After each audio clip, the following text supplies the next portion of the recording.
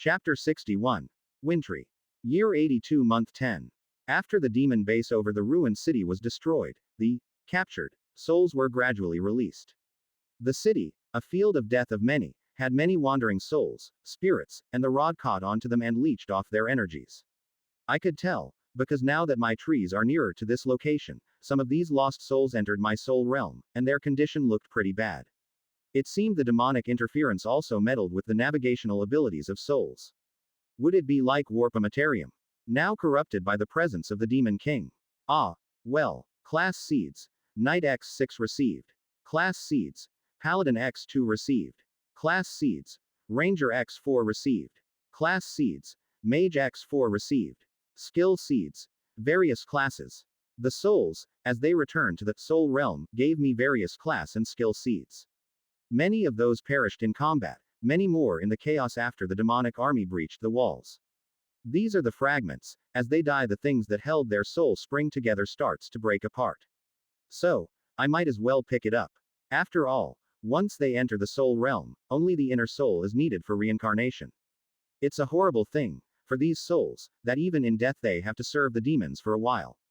Different demons, or are we talking about the same demons? I asked Alexis. If these demons are extraplanar in nature, isn't the term aliens more appropriate? Yeah, but I mean, the native demons of the world are more of djinns. Are like dark fairies who make unfair deals.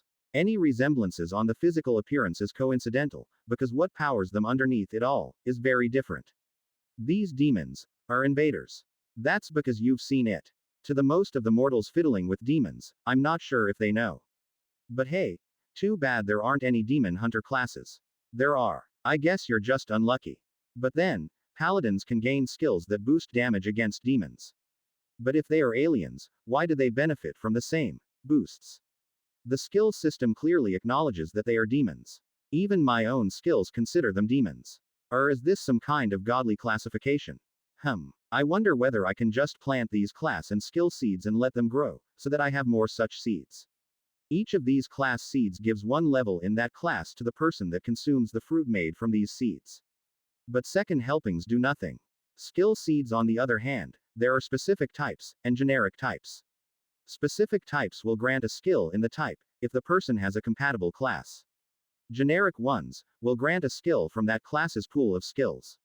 In a way, generic ones are stronger, since it's theoretically possible to give someone one class seed, and multiple generic skill seeds to let him have multiple skills. They are seeds, right? You can compress 10 class seeds or 10 skill seeds of the same type into a class tree, or skill tree. These class or skill trees produce 1 to 3 seeds every year. Oh, it's theoretically possible to create an orchard of these class trees and skill trees. I mean, if I have a 100 paladin seeds, I can create a 100 paladins, right? Level 1, for sure, but still, a 100 paladins. What if I have crazy powerful classes like kings, or heroes, or emperors? What happens if I give a 100 people all king classes? Do they fight each other for a chance to be king? What if I have a 100 knight seeds, and have them fight each other to level up? That's possible, right? A survival of the fittest gauntlet to produce a strong fighter. Sounds like something out of those mobages where one fuses units together to level up. Why can't I just fuse those class seeds together? Wouldn't fusing class seeds create hybrid classes? Or this world's classes don't work like that. Class fusion and creation requires a compatible class or creature type and the divine gift, Taskmaster, or the divine gift, Evolutionist. What? It's possible. And divine gifts. What is that? So, are you doing anything with those class seeds? Well, I'm sitting on a lot of class seeds, skill seeds and experience seeds. I think I have enough experience seeds for about 20 levels now. Too bad only class and skill seeds can be multiplied, else, imagine a fruit that gives levels. That's really overpowered, isn't it? But skill seeds are pretty good too, since they give new skills. If I could create a skill seed tree that produces a strong skill every year, I could have a team of very highly skilled fighters. Nothing. For the experience seeds, I'd like to use it on Lausanne or Jura, or Lofen, but Lausanne continued to gain levels from all the demon fights she participated in. So there's really no need to use it now. The rest of the Valthorn initiates too are on the lower side of the levels, so they are still able to gain levels. Commander. A part of me feels happy every time I get called that. Really felt like the days when I am playing RTSs as a kid, only, well, I am fully immersed in it. TreeTree has been really busy with all the demonic movements. He deployed another 3,000 beetles, and subsidiary trees, to go with it, to hunt for more rods. He wants to get his first rod. He's thirsty. Glory to the country. We will expand our reach. He even has a catchphrase, like what usually happens when a player selected a unit in an RTS. Did he just invent a new name for the state? Country of Freaka. Does that make me the primogenitry? Country Eon. Anyway, focus, focus. Stop getting distracted. Grand Mind Tree, if you can, help me stay on track. Demon rods. Well, the issue really is intercepting the rods before they are fully deployed. Maybe someday I can get the necessary powers to make my own rods, rather than robbing the demons for their rods. Operation Rob the Rod status update. We are pursuing a small demonic base that's just been spotted. The beetles will attack the rod as soon as we spot it to disrupt its channeling. Well, the attack failed to secure the rod. The demons were able to protect the base until it was fully channeled, and because it was located in an open space, there was nothing slowing down the channel. The demon rod's channel time is correlated with the ambient magic energy in the area, so using the rod in irregular planes doesn't take very long. Next target. Please bestow your punishment on me for my failure, Commander. TreeTree wasn't happy. Do a post-mortem and tell me what you think can improve your chances for success. Maybe you should flip it around. Look for magical places, and lure the demon rods to them. Alexis suggested. Genius. I mean, why didn't I think of it? All these mines and I can't get a good idea. News from the southern states of the continent. A demonic walker has been spotted swimming across the ocean. The southern naval states are forming an armada to intercept the walker before it hits land. This means the southern continent is done for. Jura looked at the parchment. Else, why would the walker make the journey across the ocean?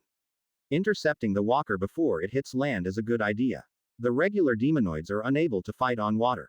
Could the demonoids be, I don't know, walking beneath the oceans? Like that pirate movie where the undead marched underwater? Alexis asked. I mean, they aren't exactly living things, right? So, they may be able to function in water just as well as on land. That's a good point, Alexis. So I asked Jura and the leadership team. There have been documented records that some generations of demons were able to function underwater, or fly. But walking underwater is not something that has been observed. Madeus explained. He rummaged through a few massive tomes. But, Eon is right. Nothing rules out that possibility that the demons could simply walk underwater. So, perhaps it is a trap. I mean, what would the naval forces be able to do?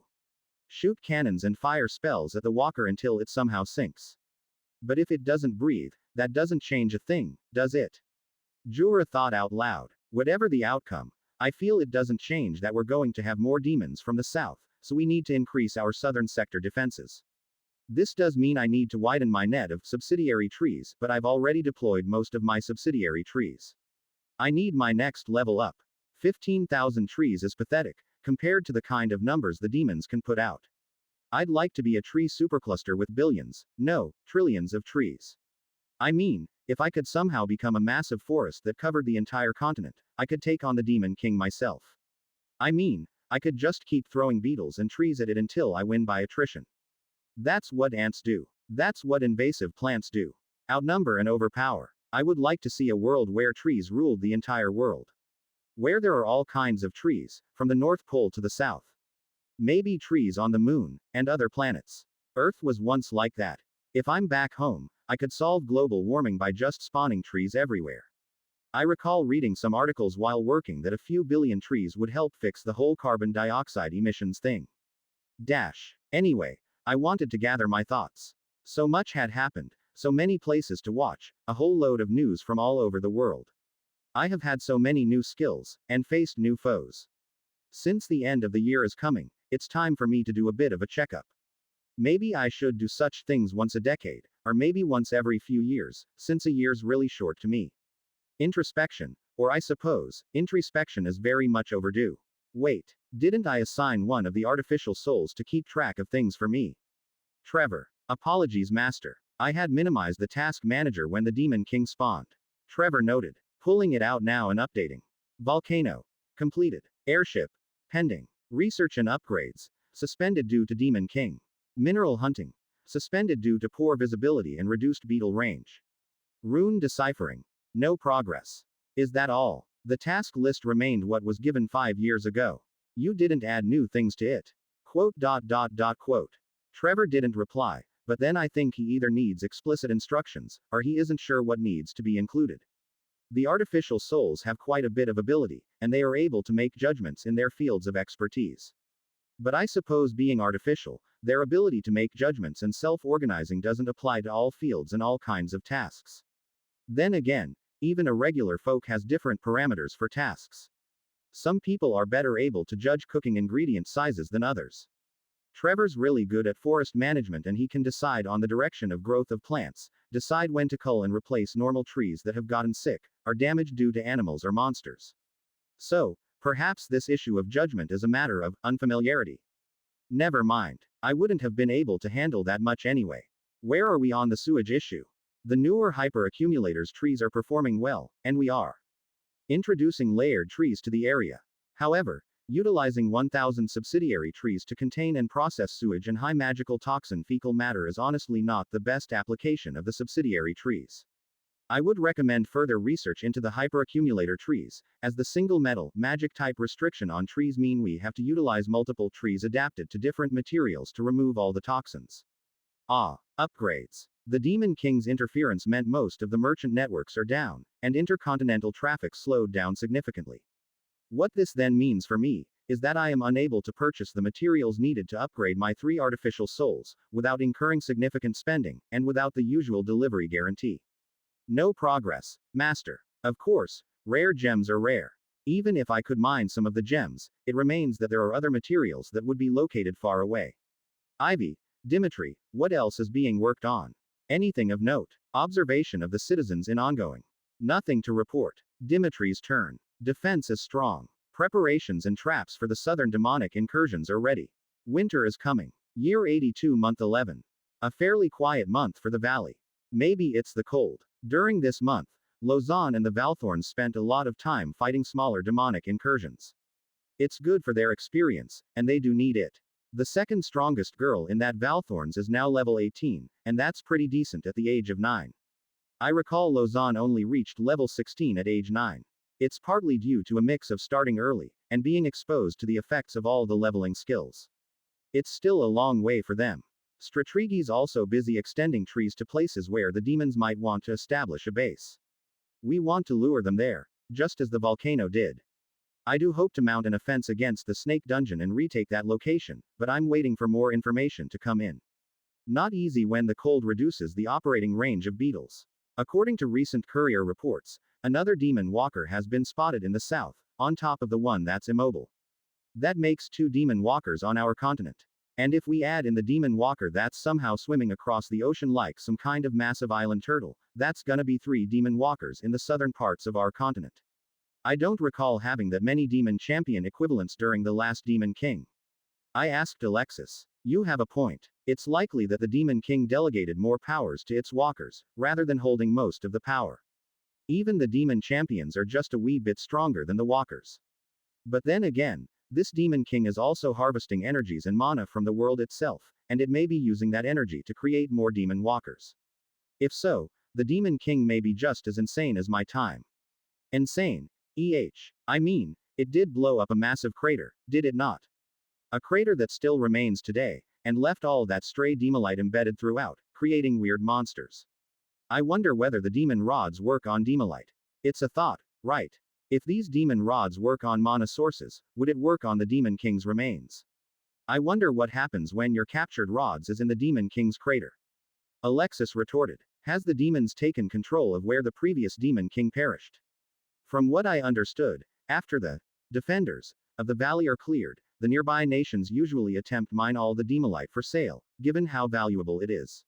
Maybe it's cleared out by now. Apparently most Demon King's corpses have been cleared out due to how valuable demolite is as a store of mana. Maybe it's like this. World's equivalent of a super lithium-ion battery. Year 82 month 12. Winter's fury mixed with demonic attacks. With winter in full swing, my beetles are forced into a retreat, even with their upgrades. It's harder for the beetles to move in such cold, but at least around my trees, the effect of heat transmission routes meant I could keep the surroundings of New Freaka relatively warm, and the beetles can still perform optimally in the warmed areas. Yet, this also meant I can't attack the snake dungeon. The cold affects my beetles more than the demons. So we waited for this winter to pass. We fought mostly defensive battles where my roots provided warmth, and worked on research. Winter also meant traffic and news from the south came, really slowly. On some days during the cold winter, the sky turns really clear. And we could see about multiple astral objects.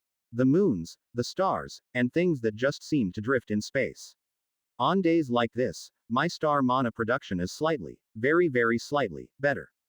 For the new Freakans, it is a month of preparation, hiding, and retreat. The subterranean hideouts are now popular, thanks to the presence of heated water from the volcanoes, a great way to warm up. News also slows to a crawl, thanks to the thick snow and occasional blizzards. With news being carried by physically, so almost all the towns would be in a similar state. It's only thanks to my network of routes that I can still see what's going on in my surroundings. Midway through the cold, we detected the presence of blood magic being used again. Somewhere, somebody out there is desperate enough to use blood magic, perhaps the Demon King. Triangulating. Southern continent. That far. The readings of the amount of sacrifice is insane. Trevor and Alexis ran through some calculations and calculated perhaps 3,000 to 5,000 was sacrificed for a spell this large. With little else to do, we spent our time theorizing about the nature of blood magic. How does blood magic even work, really? What really is blood magic, and why is it so powerful?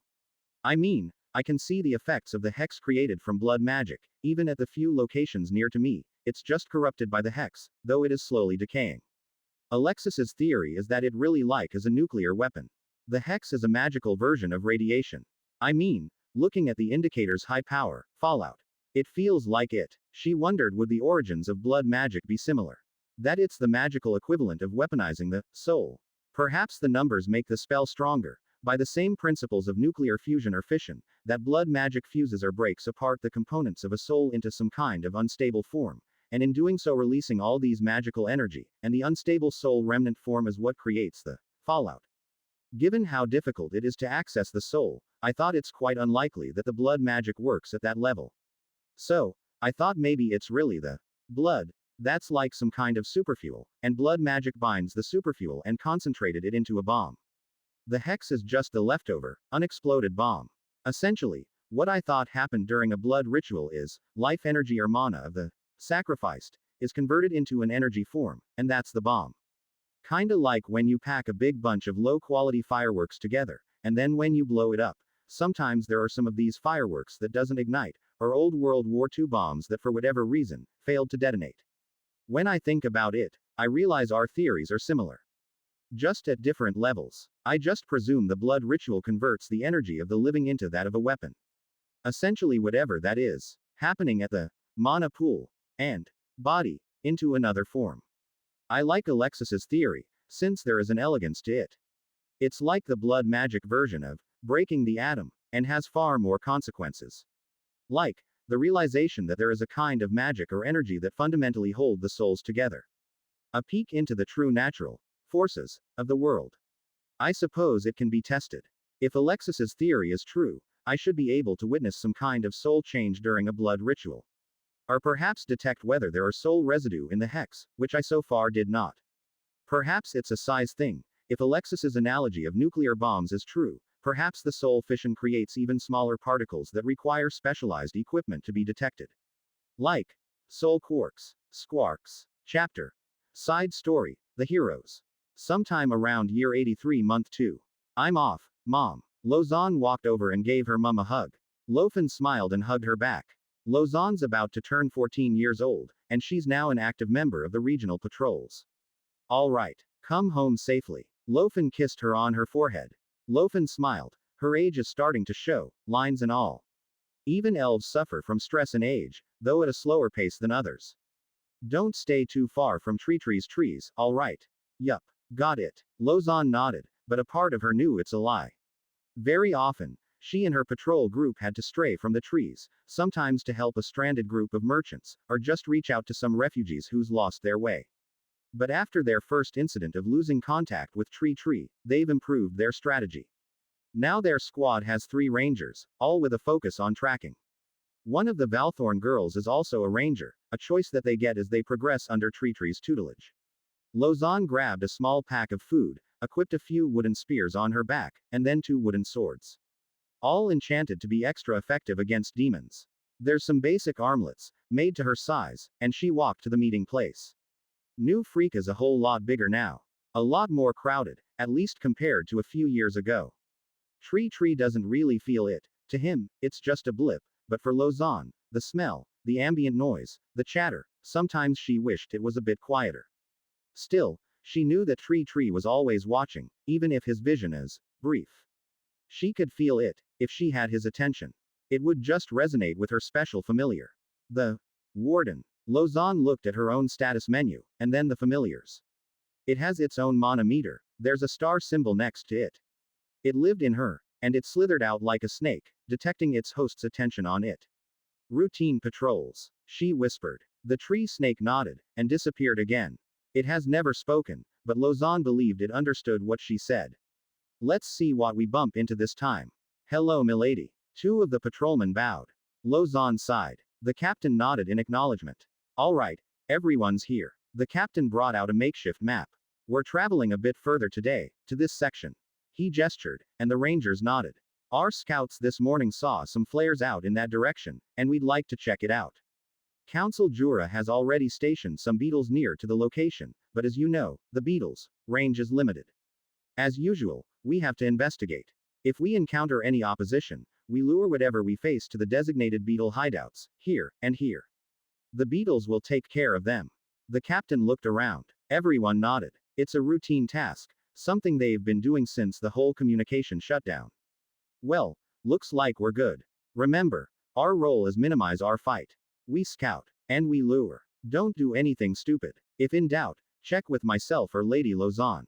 She mentally sighed, but in New Freaka, Lausanne's has many titles. Some refer to her as the princess, some as the avatar of the tree spirit.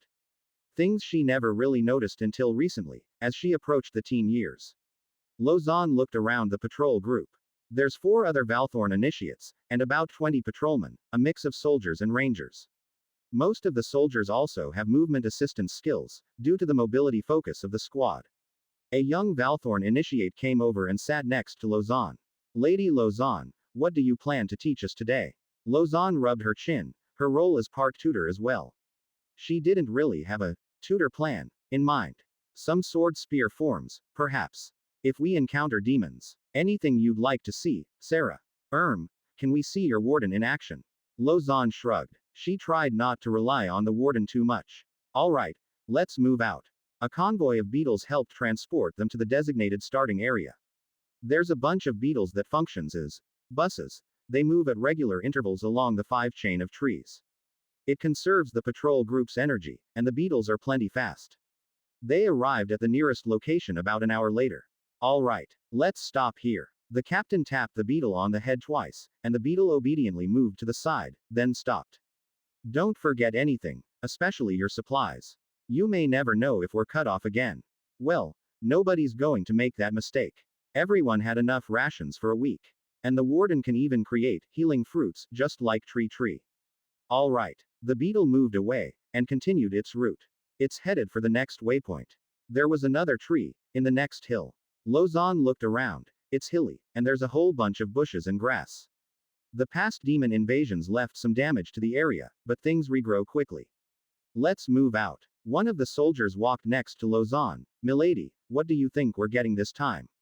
Refugees. 9 out of 10 sightings have been refugees. No merchants going to travel without escort in this environment.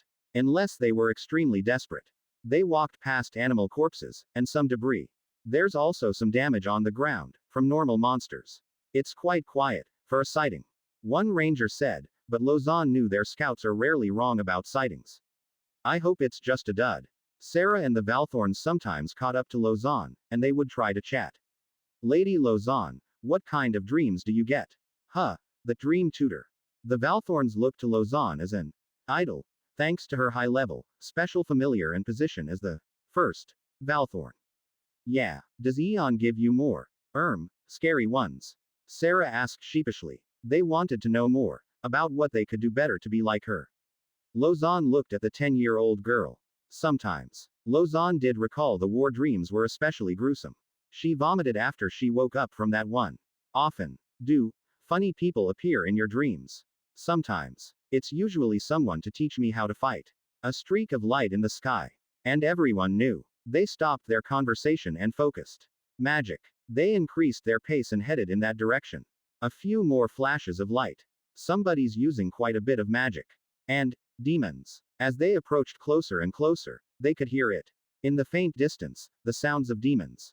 When they arrived, they saw 3 young persons, 1 boy and 2 girls, about Lozan's age. Humans. And around them, a whole lot of destroyed demons. But the battle was not yet over. There were 5 demon knights.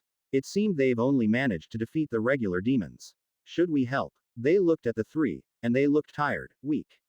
Not injured, though. They were on a hill, and the 3 were down below in a small valley. I'm out of mana. Mireille looked at her 2 friends. Her 2 friends weren't much better. Harris shook his head. I'm almost out of mana too. How'd they find us so quickly? Becky sighed, and a floating shield appeared. We need rest. We can't even choose our level 10 perks like this. The demon knights closed in. Mireille looked again. It was a tactical mistake to use her powers so quickly on the regular demon army. The demon knights wanted to drain them out. Inexperience. Harris lifted his wooden shield. He wished he had something more sturdy, but after being popped in the middle of nowhere, this was all he could make with his newfound knowledge of shields. I can't block all of them. Mireille sighed. They were backed into a corner. They're too green to take on demon knights, and she hoped her friends would do better. Her fists were both charged with lightning, but she knew that it's not enough. Becky's back faced hers, and she had a magical sword in her hand. A summoned weapon. Becky's probably in the best shape. The 5 demon knights, however, didn't move. They turned, and they saw a girl about their age. She was surrounded by vines, dark greenish vines. Is that a bad guy? Harris asked, because we're dead if she is. Harris had a skill, battlesens, and he knew the odds. And those vines moved incredibly quickly. To them, they saw it almost instantly impaled the 3 demon knights, destroying them instantly. The 2 moved to engage, and a wooden snake chewed off its head, its fangs sunk into the body of the demon knight. 1 left, and she threw a wooden spear. It struck the demon knight's shield, but then the girl took the chance to impale the last demon knight with another spear. It died then. Adventurers. Lozan asked. Are you all right? More soldiers came down the hill. Harris wondered whether they saw the battle the entire time, but was just relieved to be saved. Yeah, thanks. We, tried to bite more than we can chew. Mireille and Becky was absolutely relieved, and at the same time, impressed. But they were so exhausted that they just sat and took a short shut-eye. Harris smiled at his 2 friends, and then turned to face Lozan. How'd you beat the 5 demon knights so easily? Lozan shrugged. One of Warden's unique abilities is the ability to use variants or lesser versions of TreeTree's skills. That meant, she could use anti-demon strikes, and a smaller anti-demon aura. With those 2 skills, taking down a few demons knights isn't exactly difficult. Apologies for my 2 friends, mages. We've been fighting and running for the past 8 hours. They're so tired their mana isn't even regenerating anymore. The captain nodded. Well, it's not a safe place here. They can rest elsewhere. Where are you 3 headed? We don't know. Harris rubbed his head. We're still trying to get directions. Can we go to wherever you are? The captain looked at Lozan. Milady, your decision. Lozan looked at the 3, all of them about the same age as her. Maybe younger. Very well. Let's take them back to New Freaka. Harris bowed. Thank you. The 2 mages were still too exhausted, but found some energy to walk back after some rations. They made the journey back to the tree line, and the convoy of beetles was their ride home. So, what happened back there? The captain asked. Harris seemed to be the leader of the 3, the 2 mages napped on the beetles' seats. Harris looked a whole lot better. After some food and water. Fighting for so long was exhausting, and they looked visibly green at it. I don't know where to start, honestly. Well, whatever you are comfortable talking about. The captain smiled. The beetle ride was 1 hour after all. Let's just say, we got lost and somehow we found ourselves being chased by demons. We fought where we could, but the 3 of us are just level 1. I mean, I think I'm level 14 now, but before that rest I was still just level 5. You had a lot of skills for a level 5 person. The captain smiled. It's a bloodline thing. The gifted children. Milady Lausanne's here also one of those gifted children. The captain grinned, and Lausanne just glared. Well, that vine strike thing was impressive, and I felt like they froze in place. So, where we heading? And what are these? Giant beetles. New Freaka. And transportation. The captain laughed. Impressive, right? Most refugees are extremely excited when they see one of these. Merchants less so. Some of them say the giant elephants, or the and beasts are more impressive as transports. But whatever, we have giant beetles. Harris nodded. Indeed. It's my first time seeing such obedient beetles. Do you control them? The captain shook his head. Nah, Eon does. Eon? Harris asked. Our city's guardian spirit. Nice. Harris nodded and he looked at Lausanne. Lausanne talking to the younger Valthorns, who are extremely impressed by her display of the warden's abilities. Soon, they arrived at New Freaka, and passed by the 5 layers of walls that now encircle the entire city. This is impressive. Harris looked, the 2 girls still asleep. They've really drained their energies for the battle. Harris, being the physical combatant, less so. The captain nodded. Indeed. Even during the last Demon Walker's attack, they only got as far as the 4th wall before Eon destroyed it. I know, because I was on the walls. He pointed to one part of the wall. I was there. One of the soldiers tapped the captain on the shoulder. All right, captain. Don't have to talk about the same story to every single refugee. I can't help it. We were there too, but we were right in the trenches, with the other beetles. Harris looked at the captain and the soldiers. So, is every city in the world like this? Everyone instantly shook their head. The captain even sniggered, as if they said something ridiculous. All this is possible because we have a guardian spirit. Without it, this valley would be uninhabited. Many of us are refugees from other cities that were attacked by demons. Harris soaked in this knowledge. He looked at Lausanne again, who's not really talking. She seemed more interested in something else. But Harris wanted to talk to her, at least, to learn about her powers. So, do you guys have any money? The captain asked. If you do, I'd recommend the Oakwood, it's the fanciest inn we have in New Freaka. Otherwise, you can head to Inn Street, there's a few good ones like Rumi's, and the Paul House. Harris tapped at his menu. He smiled. He did have some cash. Yeah, is there an, Adventurers Guild? Yup, right next to the council offices. Oh yay, one more thing, we're from the Valtrian Order, we're sort of an independent arm of the city, but New Freaka has its own militia and guards, so don't mix us up. You can identify us by our armband. Harris nodded. He looked at his 2 sleeping friends. He tapped both of them. Hey, it's time to wake up. The beetle stopped right outside the city gates. There was a tree woman waiting. Lady Mika, what brings you here? The captain asked. Your guests. They're with me. Mila flashed a wide, hospitable smile. It's something practiced over the years. The captain tapped Harris on his shoulders. You're in luck. The Oakwood boss is already here. Lausanne hopped off the beetle with the rest of the Valthorns, and headed back to the Order's HQ. As for Mila, she looked at the 3 visibly human heroes. Hello. She extended her wooden hand. Come, all of you must be hungry, poor, and extremely confused. And probably a whole load of questions. Harris looked at her, and noticed she looked like a very high-quality wooden carving of a young girl. What? Don't trust me?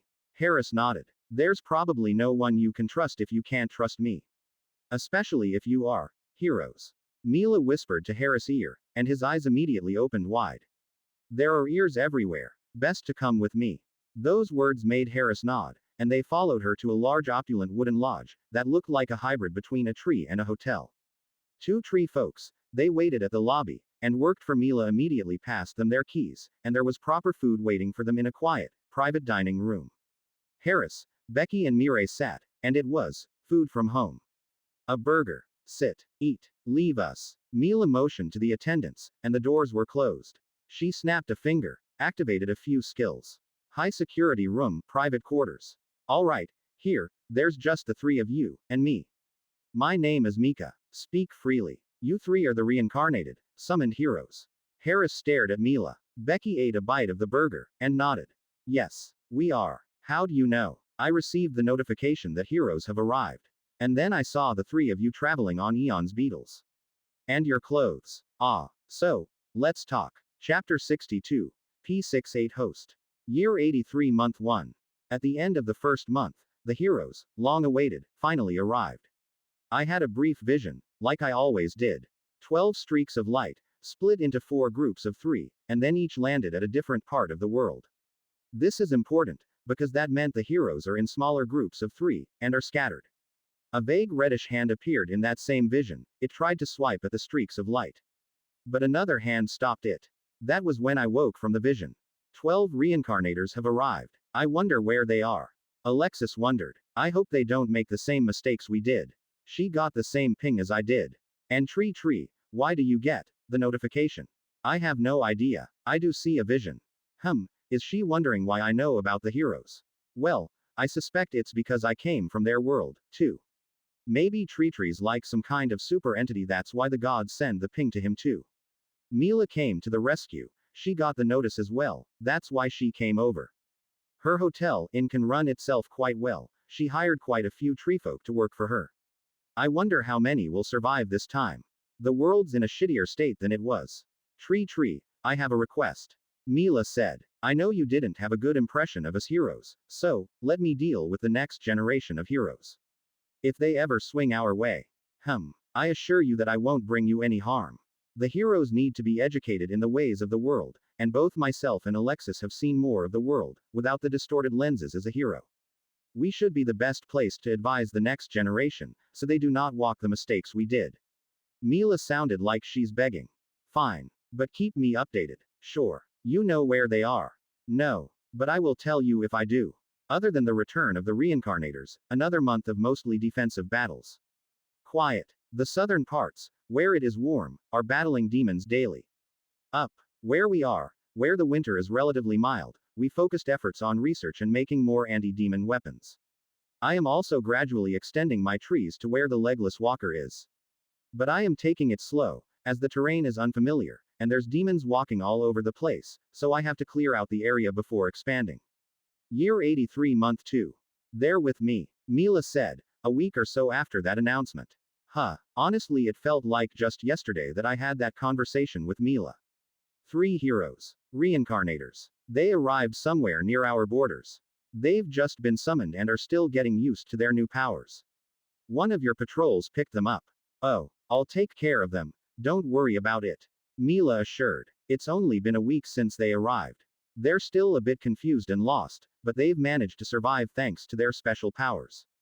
Quote. At this point, I remember my Titan souls, and I think, well, since they are so vulnerable, they could die around me easily, isn't it? Divine. Moratorium on hero killing. In force until Demon King's death. Those who murder a hero before the Demon King's death will receive a divine curse, and be marked as a hero killer, inviting the wrath of other heroes. The fuck? Looks like the gods already thought about it. So, what did you talk to them about? I gave them an overview of the world, what they are facing, and what the previous heroes did, without telling them I was a hero. I think they bought it. They are just 13-year-olds after all. Unlike me or Alexis. Thinking about it, if they arrived at age 13, and it's been close to 13 to 14 years, does that make them pretty much 26-year-olds? Well, that's good. Hope they don't put new Freaka in danger again. Do you feel old talking to them, since you are their senior? Honestly, yes. I feel a bit afraid. Of course, we can't be older than you, TreeTree. You must be centuries old now, or millennia. I'm not answering that. Mila continued anyway. But yeah, they're still in a state of panic, and they are just relieved that we are here to give them some cover. The 2 girls are just sleeping in for days, and just exploring new Freaka's markets and shops. It's not a holiday, though. Alexis popped in. They need to start leveling soon. The Demon King won't wait for them, and TreeTree, you need to make preparations. The Demon King consents us, and they will send men after the 3 heroes. I know, Alexis, but I think taking care of their mental state is important too. We made that mistake of rushing from battle to battle, and that made us fight each other, remember? Alexis sulked. They need experience, and they need it soon. We do not need to nanny them. They need to level up and gain full access to their star mana and heroic tier skills as soon as possible. And find some items of the right tier. Oh, yeah, items. TreeTree, Can I get some of your anti-demon weapons? The one that Lausanne has. And a wooden anti-demon shield too. Only the normal ones. And they'll need to buy it like anyone else. There are the regular series wooden weapons that are distributed to the patrol force, so I think that's fine. I'll pay for it then. I soon learned, thanks to Ivy's updates, that the 3 heroes in New Freaka are Harris, the Shield Guardian, Becky the Horde Summoner, and Mireille the Lightning Guardmage. Of course, I took some time to watch them, as they walked around New Freaka. Well, today I'm taking you to some of the bars and restaurants, and have some local food. You may be on a mission, but if you feel overwhelmed, don't hesitate to demand a break. You only live once, even in a magical world like this. Revival magic only works if one of you is a hero-grade specialist healer, and it must be used within the same day. So if you feel your team is moving too fast, say it. Honesty matters. How do you know all this, Mistress Mika? Mireille seemed impressed. I worked with the heroes. The last generation of heroes at least. All of them died in their final battle, but they told me to help where I can. Mila pulled off the act swimmingly. It's part of her skill. As the proprietress of the hotel, she's got superb acting skills. In many ways, working as a hotelier really made her more mature. It's something I don't realize, of course, because to me, the months just flip by so quickly, but Mila's hotel has been open for the past 4 years, since year 79. So she's had a lot of experience dealing with people and customers. I suppose it's strange for them to change, when I'm the one still being the same. 4 years is long for them, but not for me. They stopped at a restaurant with an alfresco frontage. Mila's Restaurants was one of the first to feature alfresco dining, but soon, many other restaurants caught on. The waiter bowed and quickly let Mila and the 3 humans in. Right this way, Lady Mika. Mila, as the owner of the best hotel in town, is pretty much a local tycoon, a respected member of the hospitality industry. She's apparently even the chairwoman of the local innkeepers guild. Things I forget, of course, since I'm focused on my own things. Maybe if Alexis wasn't so rebellious, maybe. Never mind. They sat and had a cup of local tea with milk. And some snacks. So, I've arranged for some anti-demon weapons, that should be your starting equipment. You will outgrow them quite quickly, with experience multipliers from your blessings.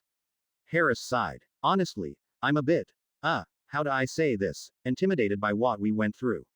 Why can't people like Lausanne fight the Demon King? We saw her crush the Demon Knights like nothing.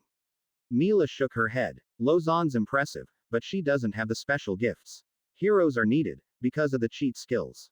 It's also important that you think about the cheat skills that you have, and figure out how to maximize it. The last Demon King was a giant castle that had a few forms, lastly, an exploding demon crystal.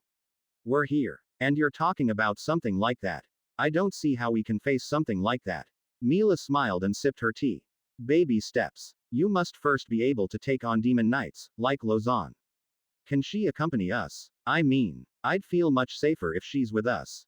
Becky said. Even if she does, she can only stay with you for a short while. With the blessings, you will gain levels very, very quickly. When the last generation fought the Demon King, all of them were at least level 100. Lady Lausanne, if I'm not mistaken, is only around level 40 to 50. We're level 10 or so. We need a babysitter, Harris said, and he ate a cookie. Mila asked for some local potato slices, with olives. Mila nodded. I can have a skill that can give you a bodyguard, but I feel that will hobble your growth. You must realize that leveling and experience is scaled to difficulty. Can't we have some practice first? Mireille asked. I mean, if you see those RPG games, we usually have tutorial or practice stages so that we get a good hang of how things work. I mean, Mila sipped her tea and thought for a moment. At this point, I had a hunch Mila's going to ask me for something. And she did. She telepathically pinged me. TreeTree, can we borrow the Order's training rooms? I'll have the captains and Yvonne spar with them. Madeus too, if he is willing. When are they leaving New Freaka? When they are ready. The faster we can get them up to speed, the faster they will leave. Mila insisted, and well, she has a good point.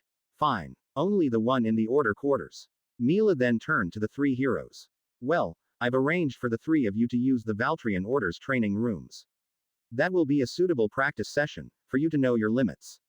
Unfortunately, you can only use them for a few days, and after that, it's out to the field as an adventurer, or join the patrols. So short. The three looked reluctant, but soon accepted that it was better than nothing, and then they walked back to the hotel. So, do you want to watch some practice today?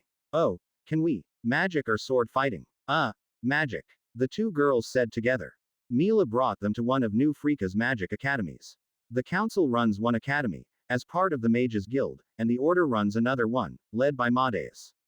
There's also a third independent academy, but it's mainly for merchants, smiths and others, as it's more of a craft-focused magic academy. They watched some children practice some basic magic. Both of them, though, instantly learned a spell. Oh, that's easy. Mila shrugged. That's your advantage. You won't learn much from the children if it comes to you so easily. Mila led them to the back area of the guild, and there's multiple sparring areas for mage adventurers to practice. Go, participate. You might gain some levels. And they did. How many levels can we gain like this? I don't know. Depends on the system. I was wondering, why doesn't the gods just give us all our levels from the start? Then we don't have to struggle like this. Harris watched, and asked Mila. I don't know that too, you can ask them the next time you see them. I guess it's some restriction on the gods, that anyone new starts from level 1. The heroes practiced a few times, the two girls were visibly outclassed, even with their overpowered abilities, but with each battle, they improved, very quickly. According to Alexis, it's a gift. Heroes, when they start out, have a special blessing, on top of their overpowered ability. I don't recall seeing these blessings in their soul spring, but then again, maybe I'm not able to see divine items. The blessings do a whole lot of things, like improve their rate of experience gain, the ability to choose the direction of the skill growth, meaning heroes can actually select what kind of skills they want to learn, a natural affinity to combat, enhanced recovery rates. And, there's usually a few gates, which unlock star mana at different amounts. At level 100, that's when their entire mana pool is converted into star mana, which means, they have way more star mana than I have. Like, easily 10 to 50 times more. Mila then brought the three heroes to one of the Order's militia practice yards. And where the soldiers practice. Similarly, they also had a few spars. Why are you bringing them to all these places? I mentally asked Mila. Yeah, they can gain levels from practice, and it's a safe way to gain these early levels. I'll ask Jura for permission to include them in a few patrol missions, so they can fight some demons. I'll send my bodyguard with them, just to be safe. Well, more spars. Mila then led them back to the hotel to rest, and the next day, they were at the training rooms. We're fighting Lausanne. The three looked surprised. Yeah, I asked whether she's willing to spar, and she said sure. Does she know? Nope. It's my first time watching Lausanne in action too. Mila smiled. I don't think we can take her alone. Unless she's fighting handicapped. Becky said, and Lausanne obviously heard it. I won't be using my familiar. Don't worry. And we're just using wooden swords. But you whoop the demons with those wooden swords. Harris seemed visibly panicked. Mila clapped. Oh come on. Just fight. If you can't face Lausanne, you'll have trouble facing demon walkers and the demon generals. Mila's pep talk worked, and they started to spar. Indeed, they've seemed to have gained levels from yesterday's spar, and their performance was much better than before. But, the heroes aren't good at sparring, in the sense that they can't seem to control their powers. It's 100% on all the time, so, Mireille accidentally loosed a lightning blast and it hit the training room walls. Thankfully, no damage. The training room is exceptionally sturdy. Still, as one who watched their fights yesterday and today, their progress is unnatural. It's like there's a genius that guided their growth, they instinctively knew what to do to improve. For now, Lausanne's still better, but I would think within a month they would be able to stand toe to toe with her, without her familiar powers. All of them took turns to spar over the course of the next week, and for Lausanne, whose usual sparring partners are Yvonne and Jura, this was a welcome change. In fact, Lausanne had her first loss on their last day. Their exceptional growth was very humbling for Lausanne, even if it was just a sparring match without Lausanne's full skill set. After the week was over, and their time was up, Lausanne came back to me. TreeTree, who are those people? They make me feel like I'm stupid. Why? I mean, I took so many years of practice to get to this point, but they just got from newbies to be able to do that in a week. Well, it's all relative, isn't it? To the other Valthorns, Lausanne's an exceptional fighter. But as with all things, there is always a higher mountain out there. They're the gifted ones, blessed by the gods themselves. Don't hold on to your defeat too hard. Are they heroes? I think so. I know the truth, but I'm not sure whether I should tell her. Lozan paused. She's in my secret hideout, her home. She sat in bed, and looked at the wooden spear next to her bed.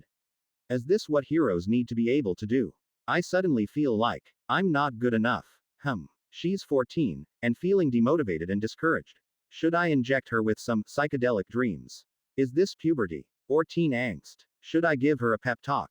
Or should I ask Lofen to do it? Maybe I should ask her mom to talk to her first. And indeed, Lofen came into her room and sat next to her bed. Hi darling. Lofen smiled, and patted her leg. I heard you lost. Losing's fine. But it's just that. I don't know. Facing genius. Lofen moved herself a little closer. Every now and then the gods create people who are so exceptionally good, that they blow the rest of us out of the water. There are those born with a unique ability, or unique skill, since birth. These are champions. I want to be a hero, Mom. I just feel like, suddenly, that dream feels very, very far away. It's okay. Lofen gave her daughter a hug. I felt a bit guilty spying, but then again, I do want to check on Lozan's mental state. It's a privilege, that you could even attempt to dream such a dream. I wouldn't have dreamed of what we have today, my dear. Mom. That's not helping. Lozan still sulked. Lofen just hugged. Think of it as a challenge, then. No great things are achieved without great obstacles. But then why the heroes get such great powers? They have the burden of defeating the Demon King. Would you want that burden? Lozan sulked. Year 83 Month 3. The heroes, annoyingly, made Mila's Oakwood Hotel their base of operations. At least, they are now participating in the Order's patrols, and are helping to defeat demons that they encounter, and within a month, they have gained about 30 levels, so they are now about level 35 to 40 and seem to have unlocked their first quarter of star mana. This means they can now stand toe-to-toe with multiple demon knights, just like Lozan. What seemed crazy to them a month ago, is now something they can do. The first 50 levels are easy. Alexis explained. We got it within a month too. It's the grind up to level 100 that took a whole lot longer, and past level 80, we only seemed to gain levels when we fought champion level monsters. Good thing is, I think they will leave New Freaka soon. Mila, their de facto nanny, said. Thanks TreeTree. I'm happy to have helped them get on their feet. After this, they must find other places to go, other monsters to fight. I told them about the demon walkers, and that they need to start attempting to fight them. Can they? I would recommend level 50 before trying the walker. At least they get their second quarter of the star mana. It's mostly a conversation between Alexis and Mila, both of whom have differing views of what's the optimal strategy for heroes. At the rate they are going, they will encounter demons and level up along the way. And all of them has summoned units. I think the gods gave them all a mini army-like ability. I didn't watch their battles, especially those that happened with the patrols. So this really piqued my attention. Explain. Yeah, Harris has a defense aura, and can summon living armors, with massive shields. Mireille has lightning elementals, and thunderstorm rods. Becky has and squadron of magical knights. This means something. Did the gods intentionally delay the summoning of the heroes, so that they know what they are facing? And then, they tailor the gifts to the heroes based on what they see the demons are doing. What if the demons know this too? I didn't see how the previous heroes' abilities were tailored to the Demon King at all. Or it's just a coincidence that this roster of abilities lean towards the heroes being a one-man army. In any case, after a week or more of fighting, the three heroes eventually decided to make a move for the next town. As advised by Mila, they are going to head south, towards the stationary walker. The heroes took one of the beetles to head south. A magical ball appeared in front of them. Hi guys. Everyone alive. A voice came out of the ball. The three heroes jumped, but then nodded. Astra, is that you? Yeah, it's me alright. Sorry it took so long. I had to reach my level 30 perk to unlock the hero chat communication ability. Everyone here. Yup. It seemed that they could see each other's faces in the magical ball, but my spirit vision is able to only see the presence of a pure white magical orb, and not what's on it. Kinda like an overexposed camera facing a television. It's all white to me. But at least I could still hear the message. Good. How's everyone? I'll start. We had a rough first month. We got ambushed by multiple demon groups, but luckily a group of knights helped us out. We're based in one of the kingdoms in the far south. South? Harris asked. Isn't the South in very bad shape? Not gonna lie. It totally is, it is. The southern continent's entire northern half was, and still is, lost to the demons, and the far southern kingdoms, thankfully, through luck and some good strategies, managed to keep the demons away, however barely. The kings are super relieved to see us. We're trying to gain levels as fast as we can, and thankfully we met some locals who are very willing to help us. This Astra person explained. Your story sounds similar. We got saved by the locals too. Another voice. Totally not what I expected. If I see the gods again, I'm gonna give them a piece of my mind for dropping us in the middle of nowhere. Harris and Mireille nodded. Yeah, we also got saved by the locals. We're in the east, and we're quite lucky. We didn't see many demons, and we fought whatever we could. We're now based in one of the towns. There are some helpful locals as well. Aw shit. This skill drains my star mana faster than Pokemon Go does. My star mana is running out. Alright, we'll catch up again once my star mana recovers. Sorry. Astra complained. It's fine. Good to know everyone's alive. Someone said. Yeah, and the magical orb vanished. And the three of them shared glances, while still riding the beetle. That's like a Skype group video conference call. Who uses Skype these days? Becky looked puzzled. My dad does. Mireille shrugged. For work. For me, this meant the hero's star mana is able to overcome the Demon King's magical interference. Chapter 63. Blessed Splinter P69. Year 83 Month 4. I am so glad they are gone. The heroes headed south, and I think they passed by some other cities. I think they will probably reach the Demon Walker in the next month, or maybe the month after, depending on which route they take. I felt like I was on edge whenever they are doing something in the city. Or maybe it's that subtle presence they have, the hero's aura or whatever. I got a sense that it's a subtle aura the gods gave them, albeit bundled up in the blessing that they have. So, with them gone, I focused my attention back on New Freaka and those under my care. TreeTree, do you have any special powers you can give me? Lozan sat. She's done with another round of practice with the rest of the Valthorns. Still, even though the heroes left a mark on her mind. She's too young the last time the heroes came, but this time, she's old enough to even spar with them. You already have some, no. Well, the possession of the devoted as a special skill, no. It gives her that weird whip-like ability, and she's already got exceptional resonance to my own abilities. But what would I have to do?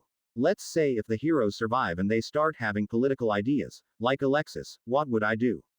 Clearly not everyone will agree with them, and the divine moratorium on their death is lifted. A super condensed version of Dream Tutor, and a whole bunch of level and skill seeds. What else? Physical enhancements. Soul modification. I could probably do some physical enhancements, and give her a super strong dose of Dream Tutor, but skill seeds, does she want some special class? Dark Knight perhaps. Would that be enough to even stand up to a hero? Lozan, what's your class at this point? Main class, Elven Swordfighter, secondary class, Villager. I'm level 31 at my main class, level 8 Villager. Total level 47. I thought you broke level 50. This segregated and accumulated class level system that humanoids have still feel a bit like a cheat, but on the flip side, creatures, like myself, have way higher base stats and gain more of such stats per level than humanoids. Not yet. Lozan sulked. Is that why I lost? But before I could answer, she answered herself. No. They improved so fast. Higher levels doesn't change that. It would be a matter of time, unless I could improve just as fast as them. I would need to have some kind of anti-hero countermeasures. So, do you have any kind of fruit that can make me smarter? So that I can level up faster. Or just as fast as the heroes? How would I do that, Lozan? Maybe not make you smarter, but the process of gaining levels is essentially these. Experience, are absorbed via the soul. Experience is in the outer soul, and the blessings act as a modifier on the soul spring as the gatekeeper of levels. It would make sense, therefore, that any experience multipliers, such as the divine blessings, to exist as a layer outside the soul. So, if I were to make a super leveling follower, I would have to somehow influence the soul spring. Might be possible, Lozan, but not something I can do now. If I can create the effects of training room, dream tutor, power leveling, learning aura, or even my very own hero fragments, as a part of Lozan's soul spring, then she could level up faster. But would the soul spring affect natural ability? It seems quite predeterministic if that's the case, that the fate of these young infants has been decided at the start of their lives. I feel that must not be true, because there are tales in this world of young men and women of modest upbringings and station rising into greatness. One would then argue that perhaps these young men already had the seed in them. Those who never had the seed would never do something like it. You may have to wait. They would get so much better than me already. Lozan sulked, but she sighed. But then again, they are blessed by the gods to be heroes. I'm just an ordinary girl. Still on that subject, Jura walked in. He smiled at some of the young Valthorns and motioned for them to spar with him. He's careful with his new hand, even though it's been months. He is gradually testing it out more, though. Like, using skills to parry with his repaired hand, and test the strength of the bones, joints. Yay, Uncle Jura. I'm asking TreeTree whether he can help me cheat the level system, like the heroes. Would I be able to modify the familiar to create this effect, if I am unable to alter the soul directly? Perhaps this is a stopgap measure. Learned familiar type. Studious Spirits. Studious Spirits loses almost all familiar abilities except Wood Shield. In exchange, the host's experience gain is doubled. Skills and levels gained since acquiring Studious Spirit are more likely to be transferred to the grantor on death of host. Okay, that works too. But clearly Lozan won't benefit from this, since she already has one familiar spirit contract, and strangely, although one can get multiple familiars, each from a different givers, you can't get multiple from the same giver. I wonder why. Could Mila give a familiar as she's a tree, like me? Even if she is a hospitality-focused one. My thoughts strayed a bit. Then Jura, Lozan started to spar again. Yvonne's playing the role of a teacher. For some more Valthorns, but my 20 Minder familiar slots are full. It's a half-yearly thing where I select new students to receive the Minders, but now that I have this leveling familiar, I wonder how I should organize the Valthorns. Should the Minders be a lower tier? Lozan ducked and went close to all out, stopping short of using her special familiar. Jura outclassed her, of course. Even Yvonne outclassed Lozan, though the gap between them is a lot smaller. But the Studious Spirits clearly has no limitation. Is it because I allocate a portion of my mind to oversee the Minder familiars, so the 20 Minders are essentially a limitation of my ability to simultaneously track my young Valthorns? In such case, wouldn't the Minders be inferior? Curious, I had the Valthorns spar with one of the captains who possessed a regular familiar, and fight entirely using the familiar's abilities. I wanted to hear from them, on what they thought. Isn't it about the same? The Valthorns and captain asked. Turns out they have no insight that the Minder familiars are different. They fought, and the abilities are similar, and the regular familiar is no weaker than the Minder familiar, though the Minder familiar is more in tune with the host, so its response time isn't that different. Fair. I suppose if the Minder's task is to observe, doesn't make sense for those being watched to know they are being watched. Alright then, at least I can easily swap them for a regular familiar, since they don't know any better. Are you planning to give us better familiars? Like Lady Lozan's. The Valthorns sound quite excited. I have druidic aspects, and Jura has bamboo, the artificial soul eidolon. And now this Studious Spirit. Only the artificial soul and the possession of the devoted as a clear upgrade. The rest are just a question of what's being traded off. I have a familiar type that increases your leveling, but you lose almost all familiar abilities. Oh, I wouldn't want that. One of the Valthorns shook her head vigorously. I like eating fruits from the familiar. I'll never go hungry ever again.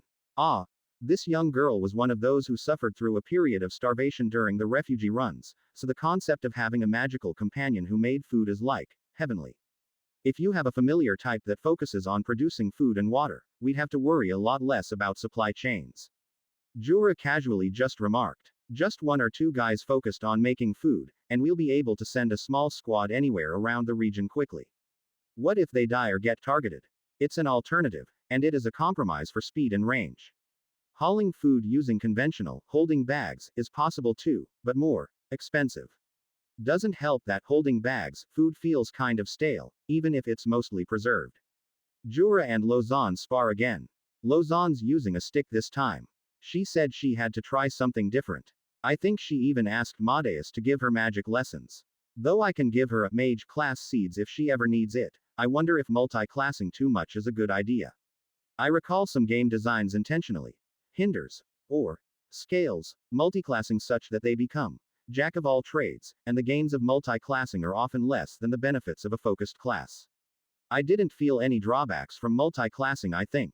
Alexis wondered. But then, I don't do player. Not I mean, people versus people, so I really don't know how I stack up against another person at the same level, but with a more focused class. Demon hunting heroes are essentially a people versus environment setup.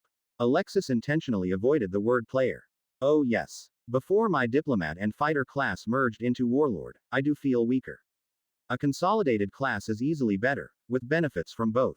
If the multi-classing is within the same category of classes, it's usually not a problem. Mages are known to take multiple related magic types, with little to no drawback versus a focused mage. In fact, as our magic levels are gated, where we need to perform certain feats to progress, taking multiple classes is how we make progress. Ah yes, Madeus and Magic's weird requirement for feats, or accomplishments, to pass a certain level barrier. I don't have that. Alexis retorted to me. I was an archmage and a pyromancer, which later merged into archfiremage. I still kept a few other classes. I sort of mentally rolled my eyes. I don't have actual eyes to roll, of course. Even my tree eyes can't physically roll. I mean, we all know heroes work differently. It's quite clear by now. Which class should I take? TreeTree. Lozan asked. She wanted to add more learning into her time, so she wants the dream tutor to be something new. Yet, she is unsure of what other class she should take. As it is, she's a combat, melee-focused unit. Should she get some range, or maybe she should head for the spell sword kind of route. Enchanted blades and magical sword attacks. Year 83 month 5. I hope they remember what I told them. Mila sat and enjoyed a cup of wine. Alexis sat next to her. I think they both are quite high-leveled by now. Mila's in the level 60s or so, and she's waiting to get some kind of branch hotel ability. In here, Alexis can somehow take up a form that can enjoy a wine. Well, you did what you could. Alexis sighed. If only some of us survived to fight with them. Heroes don't get summoned until all the previous ones die. Is that really a rule, or just a heavenly preference? Alexis sipped on the wine. For Mila, wine tastes kind of funny, because she's also a tree like me. Drinking wine doesn't give her the same effects. So, her preferred drink is strangely, a grape-flavored cordial made of condensed nutrient stuff. Mila shrugged at the question. Well, if they are careful, they'll be able to hide from the Demon King for a while. One of the key lessons Alexis wanted Mila to share, was that the Demon King can sense their presence, and the stronger they get, the easier it is for the Demon King to find them. It's like a fire in the darkness. A stronger fire burns brighter. And easier to see. Think they'll come back. Honestly. Mila paused, and sipped on her nutrient cordial. They will. Alexis sighed. I see us in them. We were just as desperate and lost as they were. The burden's on them so heavy that they will look for anyone, anything to help them, and if they could find a safe harbor like TreeTree, they will. That's why I didn't tell them anything about TreeTree. Mila stopped. You know TreeTree won't agree to help them. They're stuck in between a rock and a hard place. And TreeTree's just concerned with this valley. Huh. But then, I like only paying attention to my things, and things related to my things. The Demon King is one of my top 3 threats. Other kingdoms, other monsters, and demons. All of them are threats, because they threaten the existence of this valley, and they are often destructive to me, the trees, and the valley around me. You know he's listening, right? Mila shrugged, and she sipped on her cordial again. But then again, he's not exactly bothered by what we say about him. Look at the new freakins. So many of them say weird stuff about Eon all the time. Nothing happened. As someone who's mostly tree, I think he's still thinking whether he should do anything. Mila finished the cordial and she walked over to the sink. I mean, I sort of can understand his slow response, now that I am a tree hotel. We get assaulted with so much sensory information from all over our tree, and in his case, his network of trees, that we need a lot of time to just take it all in. But he fights battles surprisingly well for someone that lives life on a different time scale. It's probably an emergency reaction. It's like how some of us can enter into bullet time and fight things differently. Alexis frowned. That implies that if TreeTree fights too long, he'll need to rest, like the rest of us. Why not? A tree is still a living being, and energy fluctuates. But what's long to him is probably extremely long to us. Shouldn't it be the other way round, that someone who lives on a longer time scale should consume more energy to focus on a short battle. But then again, he does have a mind. Now, maybe that helps. I wonder what they are on about. Dash. Mission accomplished. Supreme Leader. TreeTree managed to capture a demon rod. But Supreme Leader makes me feel like some Hermit Kingdom's dictator. The luring tactic worked. We located a force of demons headed for the 3 trees of mana, and after we have confirmed the existence of the demon rod, TreeTree led the fight. It was a fairly easy battle. The demons were only 5,000 strong, and the South Forest has more than that in beetles alone. Added to it, it's a defensive battle, so we crushed them easily, and took a rod.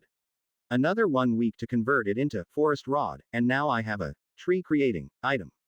Now, I need to think about where to use it. With winter over, and the snake dungeon now spitting out more demons, I gather the beetles from across my valley. I probably won't use the demon rod on the snake dungeon though. I don't quite fancy having snakes, and I recall the residual mana in that location is quite weak. So, I would rather save it for something that is more likely able to unlock the next Soulforge color. Still, time to crush the annoying nest of demon insects in my neighborhood. Pests. Dash. The battle was relatively brief. Lozan, Horns and Jura, accompanied by 8,000 beetles, led the charge into the snake hole-turned demon base. Unlike the dungeon, this demonic base didn't block my subsidiary trees, and as such, I could still use the beetles even within the dungeon. It was one of my concerns that the demon rods could possibly enhance the effects of the Demon King's magical interference. But happy to see this is not the case. Anyway, Lozan spoke of 2 demon generals defending the demon rod after the battle. She gained a level after Jura and Lozan defeated them. The rod itself apparently transformed into a large nest-like structure, which crumbled under the attack of giant beetles. Year 83 Month 6. While no actual news arrived on our shores, I have a sense there's been a lot of fighting. My soul realm collected a whole load of souls, and they seem to come from all directions. Even my wandering soul harvesters seem to bring back souls from far away. I've not heard of the heroes, nor do I care all that much, but I wonder whether this is linked to them. And then refugees. By the thousands, they came from north and south. Trevor and TreeTree detected them as they approached the outer ring of subsidiary trees. Curious, I had my assistants zoom in and try to pick out what's the cause. There's 2 walkers. That was the gist of the chatter amongst the escaped refugees, many of whom soldiers themselves. It seemed the walkers aren't headed my way, so that's a relief. It seemed that 2 walkers had somehow managed to move into position together, the second one being from the south. It landed on some poor unsuspecting village and then started to wreak chaos. The other one came from the north, headed south. Are they planning to meet with the third immovable demon walker? What's the point of 2 walkers in the same place? Still, it's amusing, and I would like to see a battle of walkers and heroes. Would you have problems with 2 walkers? I asked Alexis and Mila. When we were in our level 100s. I can probably take on one single-handedly, but when I was level 90 and our heavenly forms needed channeling. That's a bit harder. But then, it's hard to say. There's so many things to consider. For example, I think piercing magic works better than explosive ones with the walkers, so there may be an issue of compatibility. Sometimes Alexis gets really long-winded, and I'm quite certain it's her laboratory spirit doing the talking. I thought we handled the walker quite easily, but then again, I do have anti-demon boosts. Apparently, not all the heroes' conventional abilities include an anti-demon boost. This meant a paladin hero with anti-demon abilities, far stronger than a generic archmage with no specific anti-demon ability, except their star mana, which star mana by nature are especially effective against demons. I recall all of you struggled against 3 champions and had to come to me. 10 years ago is but a short while ago, though ancient to them. That doesn't make sense. Mila looked awkwardly, and it was Alexis who responded. We were in our level 90s, and we were just coming to grasp with our star mana and heavenly form. Unlike you, somehow the gods didn't give all of us anti-demon blessings. Only paladins, healers, and some of the sword mages. Regular mages like me get supersized mana pools, high-tier spells, multi-elemental enchantments and that sort of stuff. And supersized star mana. Why wouldn't they? Again, another nonsensical idea. If the heroes are created to fight demons, why wouldn't the gods give them anti-demon blessings? Such a thing does after all exist. How would I know? Maybe they thought it wouldn't be necessary since the star mana was so damned good at killing demons. Besides, those anti-demon blessings don't work against the demon king itself that much. They don't. I thought they did. I survived a demon king thanks to them. Do the fragments manifest differently from blessings? I pull out my tree heart's status again, just to reread the narration. The tree's heart and spirit lantern. This is the heart of the tree, adorned with the fragments of 67 heroes. It gives the tree 3,350% increase in experience gain, 670% extra damage against mid-tier demons, 335% extra damage against elder demons, significant demon armor negation, immunity to lesser demons, significant damage reduction against elder demons and immunity from all lesser forms of fire, and significantly reduced damage from higher form of fires. Mila, Alexis, when your friend died, did you get a fragment or a blessing? Mila nodded. We did. All of us received a fragment. It's called Baton of the Fallen. It boosts our experience gain, blessings against lesser and mid-tier demons, some demonic resistance and other stuff like that. I lost it though. We lost it. Was it not effective? Or did they not know whether it's effective or not because they've not seen its effects? When they fought the Demon King, that fragment has always been with them, and they probably have one fragment. Maybe the effects were too minuscule for them to realize. Or is it because the Demon King is perhaps an otherworldly, divine being, perhaps something of a demonic half-god? Therefore, star mana is the only true counter for the Demon King. All these stat boosts negate only an aspect of its power. Why did you ask? And how did you know there's a fragment? Alexis suddenly probed. That's not something anyone knows, except for heroes. A hero told me once. But I didn't know what it did. Alexis paused, thought for a while, and I witnessed her eyes change, as if something dawned on her. TreeTree, how did you get those heroic fragments? You know, the ones in your tree heart, the ones you showed us so many years ago. Did she figure it out? What should I say? I don't know. I just get them. Who? Alexis asked. Her voice seemed almost angry. Mila seemed puzzled. Alexis, what's happening? It's so painfully obvious now. I cannot believe how I have been so blind. You, TreeTree, have heroic fragments. You clearly don't like heroes. Hero fragments are the shattered remains of a soul. TreeTree has a soul forge. Did you steal fragments from us through your soul forge? You cut into our souls and take it out of us, a bit of us, didn't you? Or a familiar. What? That time when Mila's in your biopod, you took a fragment from her, did you? And the same when I was here. Or that familiar of yours. That's a thing to steal hero fragments, right? That's why you insisted on all of us taking a familiar. Mila rubbed her chin. I don't think so though. I don't feel a thing. Of course you don't feel a thing. It probably happened after we died. Timeline doesn't line up. TreeTree didn't have a soul forge until later. Mila retorted. Then it must be the familiars. Alexis mused. The familiars are scavengers, like vultures that wait for us to die and then pick on our soul fragments. That's not true. I don't believe it. It all makes sense now. Alexis shouted. That's why you asked Mila to offer your familiars to the 3 new heroes. Which all of them accepted. You've planned this all along. Look, you're a smart girl. Think about it for a moment. It's not as if you actually lost anything. You died. Your attachment to your body and whatever fragments stop there. It's like your corpse. After it's buried in the ground, some worms come and eat your dead body. It's just nature, naturally consuming and assimilating the deceased. Do you curse the worms for eating the bodies buried in the ground? I am a soul tree. My job is to recycle the souls and spirits of the world, and reality is, you, as a person who died, are part of that cycle.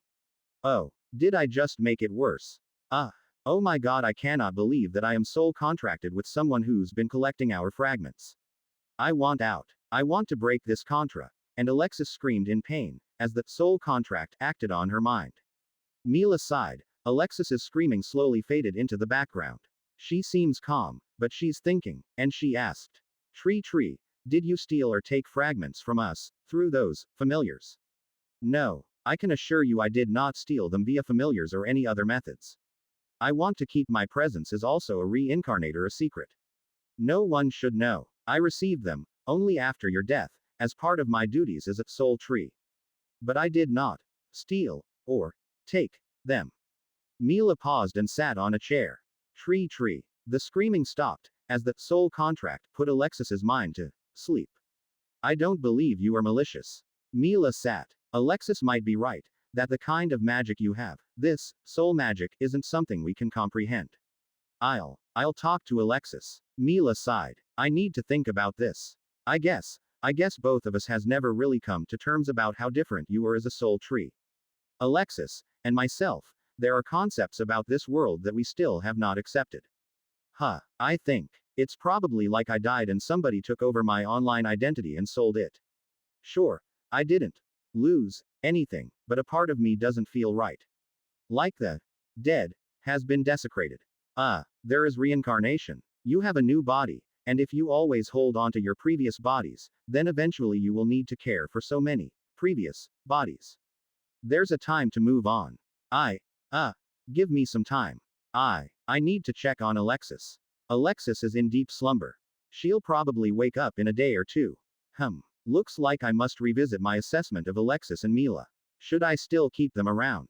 Perhaps not. How do I split without making them enemies? They are former heroes, and they know a lot about me. If they want to harm me, a stationary tree, there is a lot they can do. Should I just kill them? I don't think I can keep one and kill the other, and Alexis's value to me is clearly not there anymore. I mentally sighed. I could probably banish Alexis as she is soul contracted to me, but Mila as an independent soul, even if I destroy her present body, she can still manifest in this world as another entity. Find another body. If I were to kill both of them now, Mila would find another body, and I would just make her an enemy. If I could just wipe their minds, or send both of them into the reincarnation cycle on another world, that would be great. But alas, there are no clean divorces. Chapter 64. Chopped off P70. Year 83, month 7. Alexis somehow fell back into moments of that mental breakdown constantly. It seemed that whatever she realized really possessed her, and it would trigger the soul contract almost every other day, even if she woke up. Since Alexis had entered into this state, Mila closed her Oakwood hotel to spend more time with her. Why does she keep relapsing into that screaming fit? I don't know. Something kept triggering the soul contract. Stop it. I can't. I don't know how to. This seems to be a mechanics of the soul contract, so I attempted to.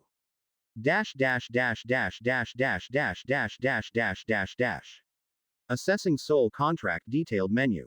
Master. TreeTree. Servant. Alexis. Current security setting. Intention to break contract and related causes are purged from memory default.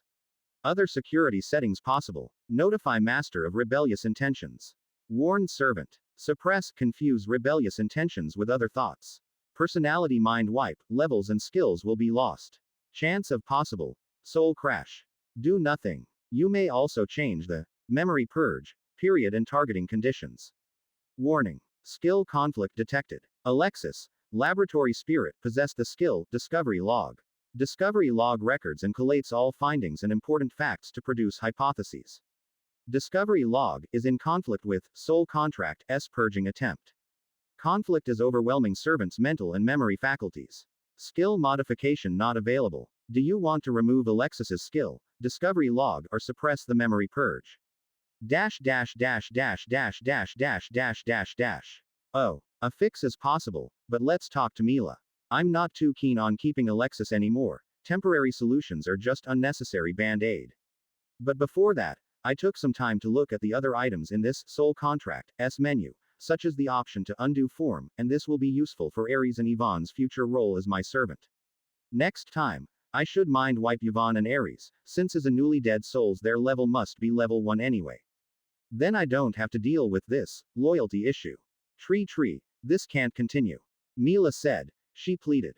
Obviously she didn't know I have an idea how to fix her. I can't see her like that. I know we died before and all, but Alexis like that is a fate worse than death. The moment she sees you, this happens.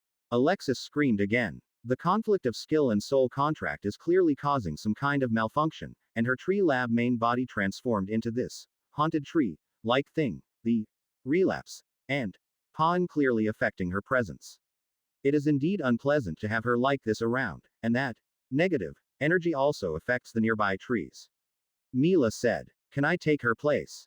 What? No. That's worse. If Mila's the one soul contracted, and Alexis is free, Alexis will be vengeful. She's clearly shown the potential for retaliation, and I'm not giving her just cause, however flimsy. Then, what can I do to spare her from this pain? Mila, will you hold it against me if I were to banish her, and return her to the reincarnation cycle? The gods of reincarnation will deal with what happens next. You mean, kill her? But, why? Can't you just free her? She clearly has the means and motives to harm me. She has attempted that before. I cannot, in good conscience, free a person who has a high possibility of hurting me in my valley sometime in the future. I will stop her. Mila said. TreeTree, I offer to soul contract myself to you, in exchange for Alexis's freedom. And, I commit, as part of the contract and without reservation, to stop her from ever attempting to hurt you in this valley. Alexis will not accept that. She will. And if you free both of us, I will guide her away from you. TreeTree, there's really no need to kill her. The world needs us. Me, and her, and you too. Together, we can do so much to reduce the destruction caused by the Demon King. We can help the heroes, and help to break this cycle. That's good for you too, if the threat of demons is reduced. It feels a bit like blackmail. I'm not trying to blackmail you. Mila said. I suddenly felt like she's probably using a skill to negotiate with me. Is it her hotel manager skill? And yes, I am using a skill. It's called sense intent. Now that's not exactly fair, is it? The best outcome is all three of us to split up. You do your thing, we do ours. I will find a way to compensate you in the future, for all the troubles you have gone through to protect both of us. It's probably clearer for you to kill Alexis, but please don't. The long-term benefits of retaining her as a force against demons outweighs the risk, and I will stop her. I am willing to enter into any kind of contract with you to prove that I will stop her from trying to retaliate against you. Sigh. Undo her research tree, and seed her into a wooden body or a seed, or a beetle, and put it in my body. I can arrange to move my hotel out. I have a special one-off skill to move my body. Please, TreeTree. The world needs people like Alexis. This Demon King cycle isn't going to stop itself. I won't release the contract. Why? I won't release her soul contract because it's my only way to prevent her from ever harming me. And, I will need you to be in a contract, as well, to agree to stop her. If you agree, then I will let you both go away and roam, under the conditions of the soul contract. I have very little faith in the promises of these heroes, so I think it's best to bind both of them. I considered my options, in the long run. 1. Kill both Alexis and Mila. Pros. I won't have to deal with them for a while. Cons. I have significant uncertainty about the mechanics of this reincarnation system. I am unable to conclude whether killing them actually sends them to another world, or, they will somehow, reincarnate, and come back into this world. Particularly Mila, since her god told her to stick around for 1,000 years or so. If so, I may end up having to deal with two former heroes in the future. 2. Free Alexis, but contract with Mila. Pros. Mila's more trustworthy, and Alexis is the one with a desire to escape. Con. Alexis clearly isn't going to let that slide, and her being free would mean she can acquire all the means necessary to retaliate. Rejected. 3. Free both of them. Pros. Honestly none. Cons. Alexis is clearly suspicious of me, and this fragment thing seems to have somehow cemented her perception, even despite the restrictions of the soul contract. My act of goodwill may not be reciprocated, and the long-run risks outweigh it. Rejected. 4. Free them, but hold them onto contract. The contract is my insurance. Clearly it's good at knocking them out, like what it did to Alexis, and I do realize I can make her experience a headache if I so desire. Considering the ability to trigger a mind wipe, I could trigger that at the very end of their soul contract. If you do that, when we die, we will both come back to you. Do you really, want to see us again? Yes. That's the point. Only you can stop her. That's why you need to be in a contract. If you somehow move on and reincarnate, while leaving her here in this world with me, I will kill her so that she moves on too. So, it's best that no matter what happens, the fates of you two are intertwined like married trees, forever. Mila paused. That makes sense. Not the deal I would hope for, but yes. Fine. I, Mila Adams, agree to be soul contracted to TreeTree and vow to stop Alexis from ever attempting to harm TreeTree in the valley. The contract sealed. I also insisted that they never speak of my fragments ever again. And I unmade Alexis's form as a soul fused into research tree. This strips her of all her levels and experience, and she's back to a glowing soul in my soul realm. Then, with Soul Forge, I fused her into a small beetle. Then a beetle moves that small sleeping beetle to Mila's hotel lodge. I chose a beetle because it's a choice between beetles and spiders. I didn't want to give her that dryad body, that's mine. I recall that there is a restriction, or cooldown, for refusing souls into new body forms, but it seems heroes and former heroes are not subject to such restriction. Thank you, TreeTree. Mila's Oakwood Hotel started to change shape into a gigantic pea shooter, and it shot out an absolutely massive seed-like thing, containing a disassembled hotel. This pea shooter is able to send us anywhere around the world, so we'll be on another continent, and we will not bother you anymore. Where? The north, Mila said. Where it's cold. Is this the best time to do it, with the demons everywhere? I know a place. We'll be fine. See you someday. I'll handle Alexis. In a flash, the pea shooter expanded and then shot the massive seed across the skies. Then the pea shooter decayed and withered, its purpose fulfilled. They're gone now. Is that the best way to separate? Will I regret this decision someday? Alexis's experience as research tree has been converted into experience, similar skill seeds and class seeds. You received class seeds: Magic Researcher X4, Pyromancer X2, Schemer X4. You received skill seeds: Magic Researcher X11, Pyromancer X5, Schemer X10. You gained 1 level. You are now level 140. You gained a passive skill: Forest of Giants. Forest of Giants causes the trees around your main body to experience significant growth, resulting in the creation of a valley of gigantic trees. Their size will be equal to your own.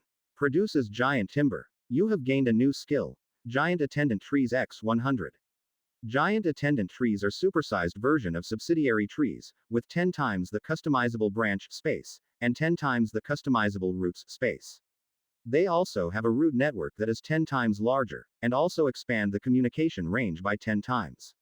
They also retain a larger percent of the main tree's auras and passive, but this is capped at a max of 50% of the main body's aura and passives. Wow. Well, at least she gave me a farewell gift. With that over, I turn my focus on the Southern Walker. The heroes should be there soon, but it seems they took the scenic route, fighting demons after demons, helping town after town with their demon problems.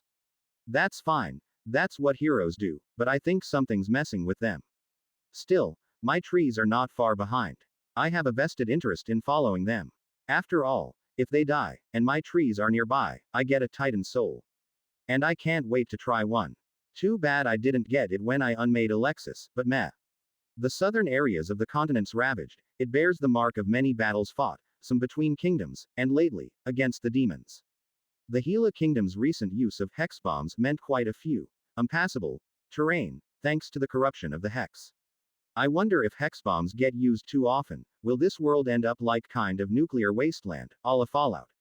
I mean, the hex spawns alien-ish monsters, hostile to everything. The heroes didn't look like they planned to attack just yet. Lausanne received something from me this month. I had an idea while working on the soul contract that I wanted her to have a special weapon. All heroes have special weapons. Thor has Mjolnir, Iron Man has his suit, and Captain America has his shield. So, I made a wooden staff with the largest gem I have in it, and I fused an artificial soul into it. Jura has bamboo, so I thought Lausanne should get one. This is thorny. It's a level 1 living staff. If you practice with it, it will get stronger. I wasn't very creative with names. Lausanne looked at it, and twirled the staff around. To me, it didn't look any different from another staff. The fusing somehow made the large gem melt into the entirety of the spear, but Lausanne could feel it. I sometimes forget they aren't used to voices other than my own. I chose a staff, because it seemed to be a common equipment for druids, since she took the druid class fruit recently. Compatibility with the possession of the devoted. Maybe she'll do something cool with it. I would still want to provide more training, but I think I would need more powerful dream tutors. Maybe it could be like another world in another world, or a VR experience via dreams. Year 83, month 8. The heroes defeated the Walker. A hard-fought battle, with plenty of deaths from the coalition army. But a victory nonetheless. Also, this is when I realized all the heroes have some kind of summoned army. Perhaps it's the theme this round. Maybe the gods are like the designers for Magic the Gathering, where they design block mechanics, and all the heroes of that block share the same mechanics. Or are they just rolling the wheel, like how I rolled mine? A few days later, after that walker was slain, the two other walkers, one of which swam across the seas, combined. Like fucking Voltron. And then I detected it. Magical bombardment detected. Trevor literally shouted. Coordinating magic sensors and shield generators. The magical projectile flew overhead. It wasn't aimed at us. So two walkers combined into a long-range magical artillery cannon. A stationary bombardment weapon. It's like the Big Bertha from Total Annihilations. It shot again. Can we stop it? I asked the artificial souls. We need more subsidiary trees in that direction, so that we can triangulate the magical signatures and coordinate the shields to intercept accordingly.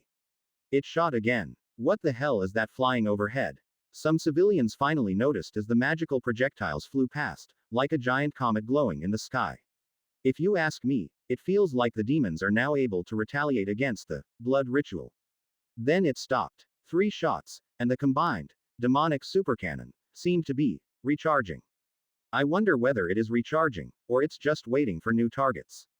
What if that thing fires at us? Jura asked, worried. We can stop it. Thankfully the projectile isn't very fast, and I can detect it coming. Despite this, I created more subsidiary trees in that direction, and a few giant attendant trees. The giant attendant trees can act as a shield. After all, they share a lot of my toughness and auras. Better safe than sorry. I'll get the men to expand the underground hideouts and sewers. Jura breathed a sigh of relief, but there is an undercurrent of concern. It didn't fire for a week, and we traced the arc of the magical projectile, to find that it was aimed at Gila. Half of their capital city has been vaporized by the projectiles. 2 days later, another city in Gila retaliated with one big blood ritual, and it sacrificed 1,000 souls for it. It hit, but the demonic supercannon created a massive wall out of demonic flesh that blocked most of the damage. Is this it? I can't help but feel like this is the beginning of a thermonuclear war. The threat of mutually assured destruction to maintain a fragile peace doesn't work here, if one side is a race of trigger-happy demon. The heroes, as I follow them, changed their targets for the demonic supercannon. They would have to backtrack, since the demonic supercannon is located a distance away, to the north. For me, if 2 walkers can do this, why isn't the Demon King bombarding the world to death? Can't it do that? Surely, with the Demon King's ability, which is supposedly 1 order of magnitude higher, it can shoot projectiles like that all the time.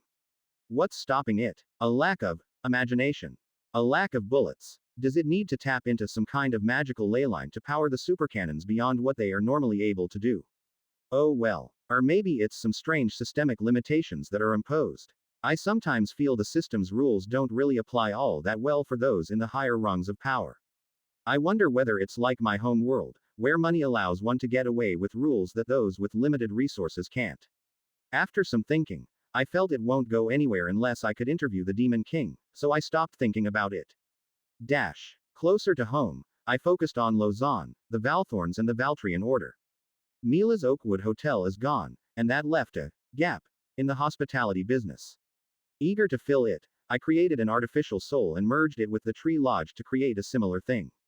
Still, the gap is far too huge compared to Mila's level 70 plus hotel. Oh, I called my new artificial soul, Travelers, Treveler. And the business is called Pine Lodge. It had complaints on the first day.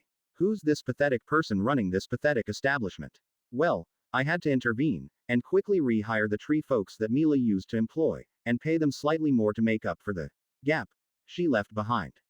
It'll take some time before Treveler even becomes a decent inn manager, but a business is a business. We need a chef.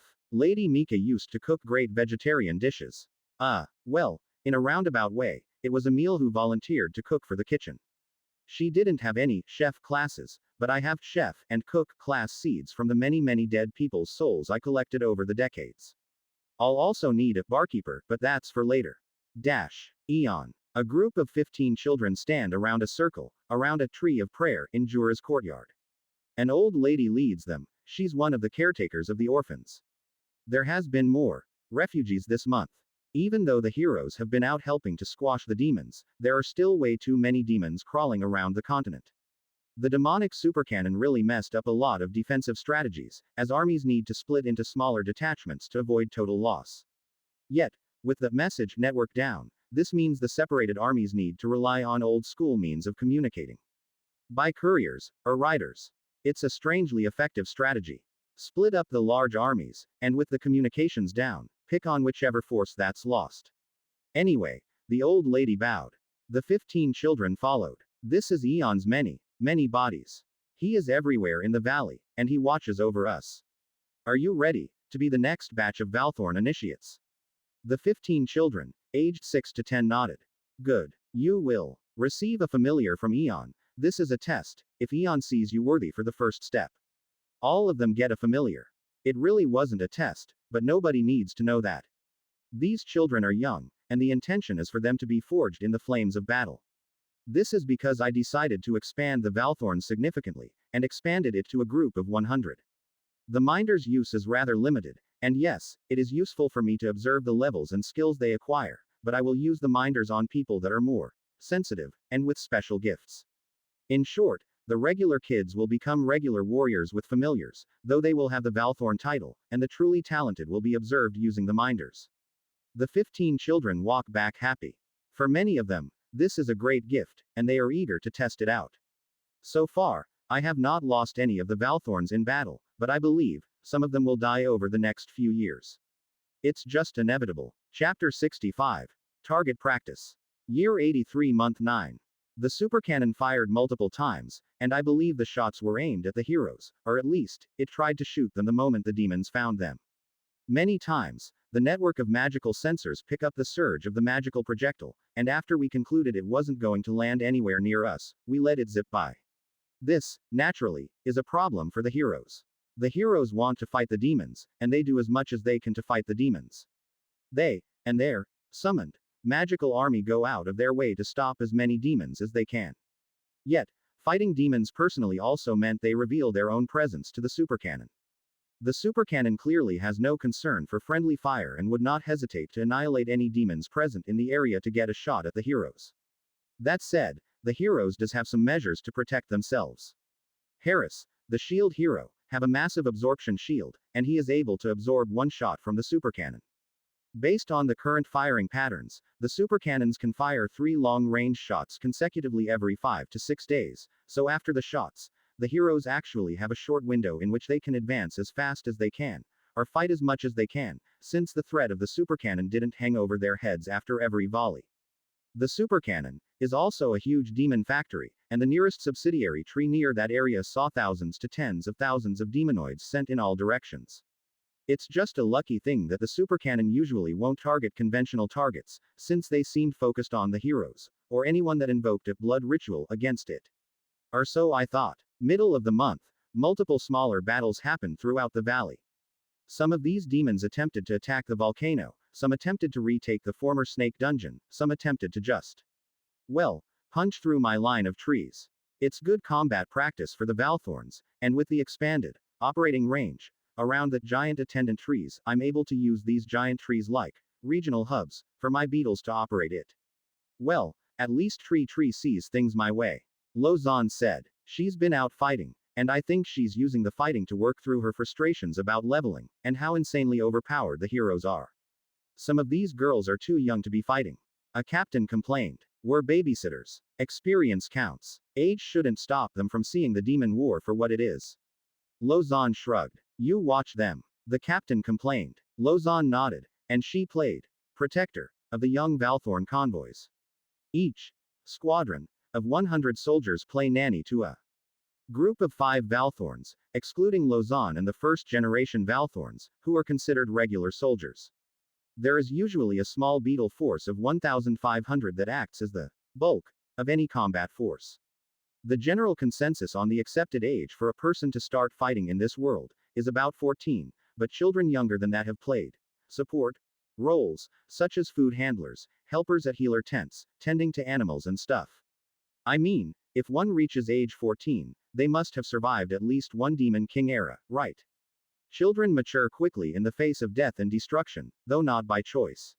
And then, we felt it. A shot from the demonic supercannon, and this time, it's aimed right at me. Ah well, I've been waiting for this moment. I wanted to know how my shields stack up. Steelwood Barrier X5. 5 large wooden shields manifested midair, supported by roots appearing from the ground, and the magical projectile smashed through 4 of them. Oh, it's more of an oh, of relief, really. Honestly, this meant if the actual bullet hit my main boy, it probably won't cause much damage thanks to all my perks. But the rest of the subsidiary trees and New Freaka itself will suffer damage. It's not really me that needs protecting from demons, but the valley. My fellow lovely trees and flowers, plants, herbs and crops. Biodiversity of the valley is fragile, it must be so gently preserved. This valley is our prized garden, and we are its gardeners and protectors. Ain't no nasty demon gonna step on my field of herbs or crops. It fired again. Trevor quickly calculated its trajectory and alerts me to be ready. Just as before, 5 Steelwood Barrier blocks it successfully. And we blocked the third shot too. The Steelwood Barrier is clearly a league above the previous wood shields, so that's a plus point. Next time if a demon walker comes close I can have this right in its face. Maybe I can use it as a weapon. Should we retaliate, Commander? TreeTree asked. How? Tree line. Or perhaps invent a weapon similar to the one used by Lady Mila. Oh, a pea shooter. Indeed. The strategic advantages of a weapon like that can't be understated. It's capable of massive long range. We could build a massive wooden bullet enchanted with anti-demon magic as a projectile. Would be extremely beneficial with the commander's superior anti-demon powers. Well, are there naturally occurring versions of the pea shooter for my research, since the system isn't so willing to give it to me? Maybe some other time. I'll need adventurers to get them, but with the demons running amok, most of them now find a safe base of operations and work from there. I hope the merchant networks get restored soon. All my artificial minds have pending upgrades. Even with the Merchant Guild's regional coordination center being here, trade routes are still unstable, and that means total value of trades is still way lower than pre-Demon King. TreeTree. I got an idea. Lozon came to me one day. Yes. Can you animate wooden stuff for us to practice combat with? I was thinking moving wooden figures shaped like monsters, or other humans, and we get to fully simulate all kinds of situations. If you can add weather effects that would be even better. Where'd she get that idea? That sounds like the kind of training room Kung Fu Panda has. But, should be possible. I saw a bunch of fighters out in the barracks using these wooden dummies as practice. I've got no idea why, but I thought with your power, you could create a totally awesome version of those dummies. I could. Well, that's certainly worth exploring. I mean, it is a natural extension of the current training rooms. Yeah, I think it'll be a good experience for the younger kids to practice with dummies their own size, and gradually work up to larger and full-sized dummies. I mean, we're small. Lozon's not exactly small anymore. She's 14, and at this age she's about 85–90% of her full height. But think of it, if you could animate dummies that resemble all sorts of monsters, we could get similar combat experience before we even face the real thing. So the room should have dummies for kids. That's a good point. It's totally going to be great. It's like your dream tutor. But because it's real, we could build what Uncle Jura calls muscle memory. So, essentially as wooden dummies resembling all kinds of monsters as practice. Essentially a VR for battle. Like Matrix's dojo. But fine, but the amount of variation is beyond what I think a regular training room can provide, so I decided to make an artificial soul, merged with a training tree, to form a tree of learning. I'm your trainer. Let us begin practice. A wooden dummy appeared and he can speak. He bowed to Lozon like a kung fu master. He's literally a wooden avatar that represented the merged tree. He's level 1, of course, but yes, I decided trainer sounds like a good name for a trainer. I was contemplating between trainer, or treater, or practrice. But I suppose if I have multiple tree of learning, I can use all of those names. Should a basic Valtrian version of the boot camp be called root camp? I digressed. The death of all the mortals in the region to the demons meant that I have a large supply of soul fragments to make artificial souls, and the volcano also happens to help expand my artificial soul capacities since it too supplies a kind of power. Lozon looked impressed, and happily started. So, she and the young kids busy with their newfound practice toy, kinda like how athletes go hyper over their new practice equipment, I leave them alone. Not that I have much of a choice. Because the damned supercannon fired 3 shots at me again. Like, I have the wonderful honor of taking so many shots. Am I like, firing practice? A wooden dummy for the demon supercannon to practice their aim. Any ideas on how do we convert that energy from the shot into something usable? Can we have magic absorbent wooden shields? I mean, it is energy in some form. No answer. Ah well. I blocked all of the shots, of course, but one of them blew up extremely close to New Freaka, which freaked everyone out. That's good. Everyone should be reminded of their mortality, every now and then. Year 83 month 10. The supercannon decided to change target. I wonder if it's because it presumed I died, or, it just found something better to shoot at. I mean, how does the demon even know whether it hit or not, right? It's not like there are eyes on the projectile, right? My own suspicions are they have spotter demons, but with my expanded trees and network, I don't think so. There's not a single demon within 50 miles of me. So, they decided to shoot at Ransala, and the capital of Takti, and also the capital of Barsoom to the north. It wasn't hard to calculate, since the energy signatures, movement, gives a direction, and the travel of the magical projectile is something that can be pinpointed by using an array of magical sensors, then triangulating the route based on the time gap different sensors detect the same energy signature. But this raises a question. How does the demon even know about the concept of capitals? Do they go by population density? Or do they have some kind of scanning mechanism which allows them to spot where exactly are the big cities? I had the impression it can detect heroes, and the concept of a retaliation could be easily understood, but if can deliberately target capitals, it meant the demons can understand the concept of what is a human capital, being the political constructs that they are, therefore is sentient and intelligent. Or maybe it's simpler. Maybe it just detects the presence of a king. Jura's idea is that well, kings actually have an aura thing that spans their domain. A demon in that domain should be able to sense where the king is, if it has the right kind of sensors. If Alexis's previous theory was that the demon king could sense heroes, what's stopping them from looking for kings? Doesn't that mean the king can never run away or flee? I think they can turn their presence off and on. I think it's both. News about the attack traveled quickly. I happen to have the benefit of having a front row seat of the destruction. Ransala's main palace suffered a massive explosion that vaporized the entire royal palace. The king and the royal family is dead. Even from the subsidiary tree that I have in the Ransalis Forest Reserve, which is luckily spared from the projectile, I could vaguely see the destruction of Ransalis Royal District. A very, very precise shot from the demon supercannon. Seems like Jura's idea that it detects a king has merit. This precision doesn't make sense without it. The news eventually arrived via courier and got to Yvonne 2 weeks later, and as expected, she took this news the hardest. In that, she was most conflicted. The king, then the prince, was the one that killed her previous benefactor, and Roma's father. Ares and Roma, and the former counselors that formed her inner circle quickly met up in her house to discuss the events. The king is dead. You are certain about this? Yvonne asked, and all of them, the first generation, founders of New Freaka, in a sense, gathered. The first generation are refugees from a civil war, after all. They lost. Yes, Lady Yvonne. No, I confirmed with at least 10 other sources. The blast from the demon somehow managed to break through all the magical barriers protecting the palace and destroyed the palace. Even the royal chambers, with its ancient magics, did not last. But Eon just blocked a few of those shots. Perhaps those ancient magics have eroded. But regardless, what matters is that the king, and the immediate family that lived in the royal palace is dead. Even the king's 4 sons, their bodies have been found charred and burnt. The king's own body was found at half vaporized, his head and left hand partly protected by the protective magic of the royal crown and the ring of the hero's throne. 2 of the other men and women squirmed at the description. The others let out a bit of a sigh. Some just kept their mouths shut, and looked at Yvonne.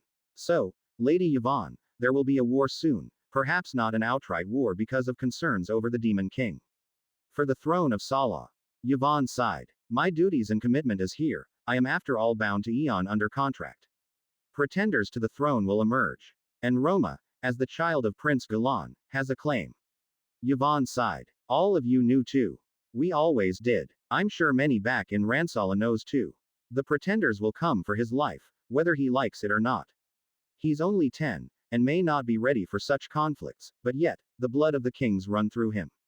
And that means responsibility, Lady Yvonne. A duty to the old throne to claim his birthright. I cannot leave. And here, Roma is safe. Eon's eyes and ears watches over all of us. No one will be able to attempt to take his life. Lady Yvonne, if I may, can you convince Eon to support Roma's claim? That is absurd. Yvonne shook her head. Why would a tree spirit even bother with the royal affairs of another kingdom? Eon has shown no respect or regard for the thrones of mortal men. It is but a flimsy thing to him. But he can be bargained with. A deal can be struck. Just as you did. Only when it is aligned to Eon's goals, whatever ephemeral and random that goal may be. And Roma may not want to be king. We should ask him. I'm afraid his reluctance will earn him support. Many of the old court prefers a puppet on the throne, someone who would just delegate the duties of a king to the royal court. He cannot avoid this fight, Lady Yvonne. It is infinitely better to take this fight on our terms, with a base of support that's unshakable. Eon, as a great spirit of the land, is clearly one support the citizens of Sala will respect and fear. They met in Yvonne's house, and there was tea on the table. Some ginger biscuits too, made from the Order's herbal gardens. Yvonne looked at the rest of the men. We owe it to the humans, our human friends who supported Prince Galan's fight back then. There are many who were forced to kowtow to the new king of Sala. This is our chance to pay them back. If not for Roma or yourself, do it for Prince Galan. Prince Galan, who would have been a better king than his brother. Yvonne's fingers were shaking. My contract with Eon is unshakable. But Roma is free. There are many who would see you return. Those of us who can return to support Roma's claim will do so. There are also many who would kill me and Roma without blinking an eye. And there would be those who rally against us. The other pretenders will claim Roma's a new freakin' and no longer has a claim on the throne. No matter the naysayers. The blood doesn't lie, and the crown of Sala is a magical artifact from the first kings, and it will recognize any man who is a legitimate heir. If Roma has the pretender to the throne of Sala title, he has a right to the throne. Roma came in with Ares. One of the counselors asked. So, my dear Roma, did you get a notification about your class? Roma looked puzzled at the gathered group. What's this, mommy? Yvonne sighed. Roma, there's a long and difficult conversation I need to have with you. The others let Yvonne and Roma had a bit of personal space, as Yvonne explained to Roma, who his father actually was, and what's happening in Sala. Roma seemed to take it quite well, but perhaps he's just too stunned to even react in any way. At 10 years old, maybe that's a good reaction. And when the conversation was over, Roma just ran out of the house. Okay. Yvonne walked out to the living room again, and looked at her compatriots. Didn't go well. He said he needed some time to think. I see. I was thinking. Lady Yvonne, how close are you to Lausanne? Quite close. Lady Lausanne's an amazing fighter, and if I may, she has all that is needed to be a valuable protector of Roma. Could you convince her to go with Roma? Yvonne shook her head. No. Roma has his own friends. Takti and Barsoom, strangely, didn't suffer that badly. The news from couriers relayed that Takti's royal castle had an ancient magical circle that activated just in time, and it's actually strong enough to absorb the magical attack. Barsoom, on the other hand, also had similar magical protections, and had so much reinforcement from Barsoom's own council of archmages that the blast was deflected to somewhere else. I suppose not all kingdoms are that helpless against demons. Else a society like this wouldn't have survived all that long. Still, the blast, and the wars, meant refugee season again. There's a whole load of refugees, and thanks to the fear of the demon blasts, they travel in smaller packs, away from the heroes. Even some of Ransala's citizens are running, because well, if even the king with all his protections can't protect himself, how could a regular citizen hope to even survive such a blast? New Freak is already massively populated, and the poop issue is only thankfully under control due to my recent advancements in filtration and metallic concentration trees. 110,000 now after all the massive waves of immigration, comprising of about 50% elves, 20% dwarves, 10% centaurs, 5% humans, 5% treefolk, and 10% others such as beastmen, lizardmen, garudas or harpy-likes. Anyway, with the great attendant tree, this skill significantly improves my force projection abilities outside my immediate range. These great trees essentially function as mini-me's, with 50% of my abilities. 50% is still plenty, because with a few great attendant trees, and with some support of higher leveled fighters, I think I could take on the supercannon. In a way, It's like a carrier battle group. It's just so overpowered, because I could lose the great attendant trees, without much risk. I can just add more. Since the heroes are headed that way, I could strike at the supercannon at the same time, and that would improve my chances. So, I map a path of subsidiary trees to execute that plan. Dash. Meanwhile, further south, the heroes are now making their way back. Their path will likely bring them through New Freaka. Say, do you think these trees belong to Eon? Becky asked. She looked at one of my subsidiary trees that was on a hill. There's some bushes and other plants nearby. I don't think so. It looks quite different. My intended camouflage of tailoring the types and species of my subsidiary trees paid off. Doesn't make sense that these trees somehow survive though. There's trees everywhere. You underestimate how resilient nature is at reclaiming wastelands. True, true. And the hero chat popped up again. Hi guys. Astra's voice boomed. I've got a task for you all of you. I've gotten my level 90 perk. And it's a telecommunications tower. Oh wow. That's fast. We haven't reached level 90 yet, although we fought a demon walker. Harris frowned. Anyway, so what's the task? Does it help us against the demons? Yes. Yes it does. So anyway, this world used to rely extensively on a kind of magical messaging system, something like SMS in our world, at least, before the internet took over. So, the Demon King arrived, and that messed up the entire messaging network. Oh, it's just messaging, isn't it? What's the big deal? Harris frowned. The guys I met all use couriers and scouts to deliver letters.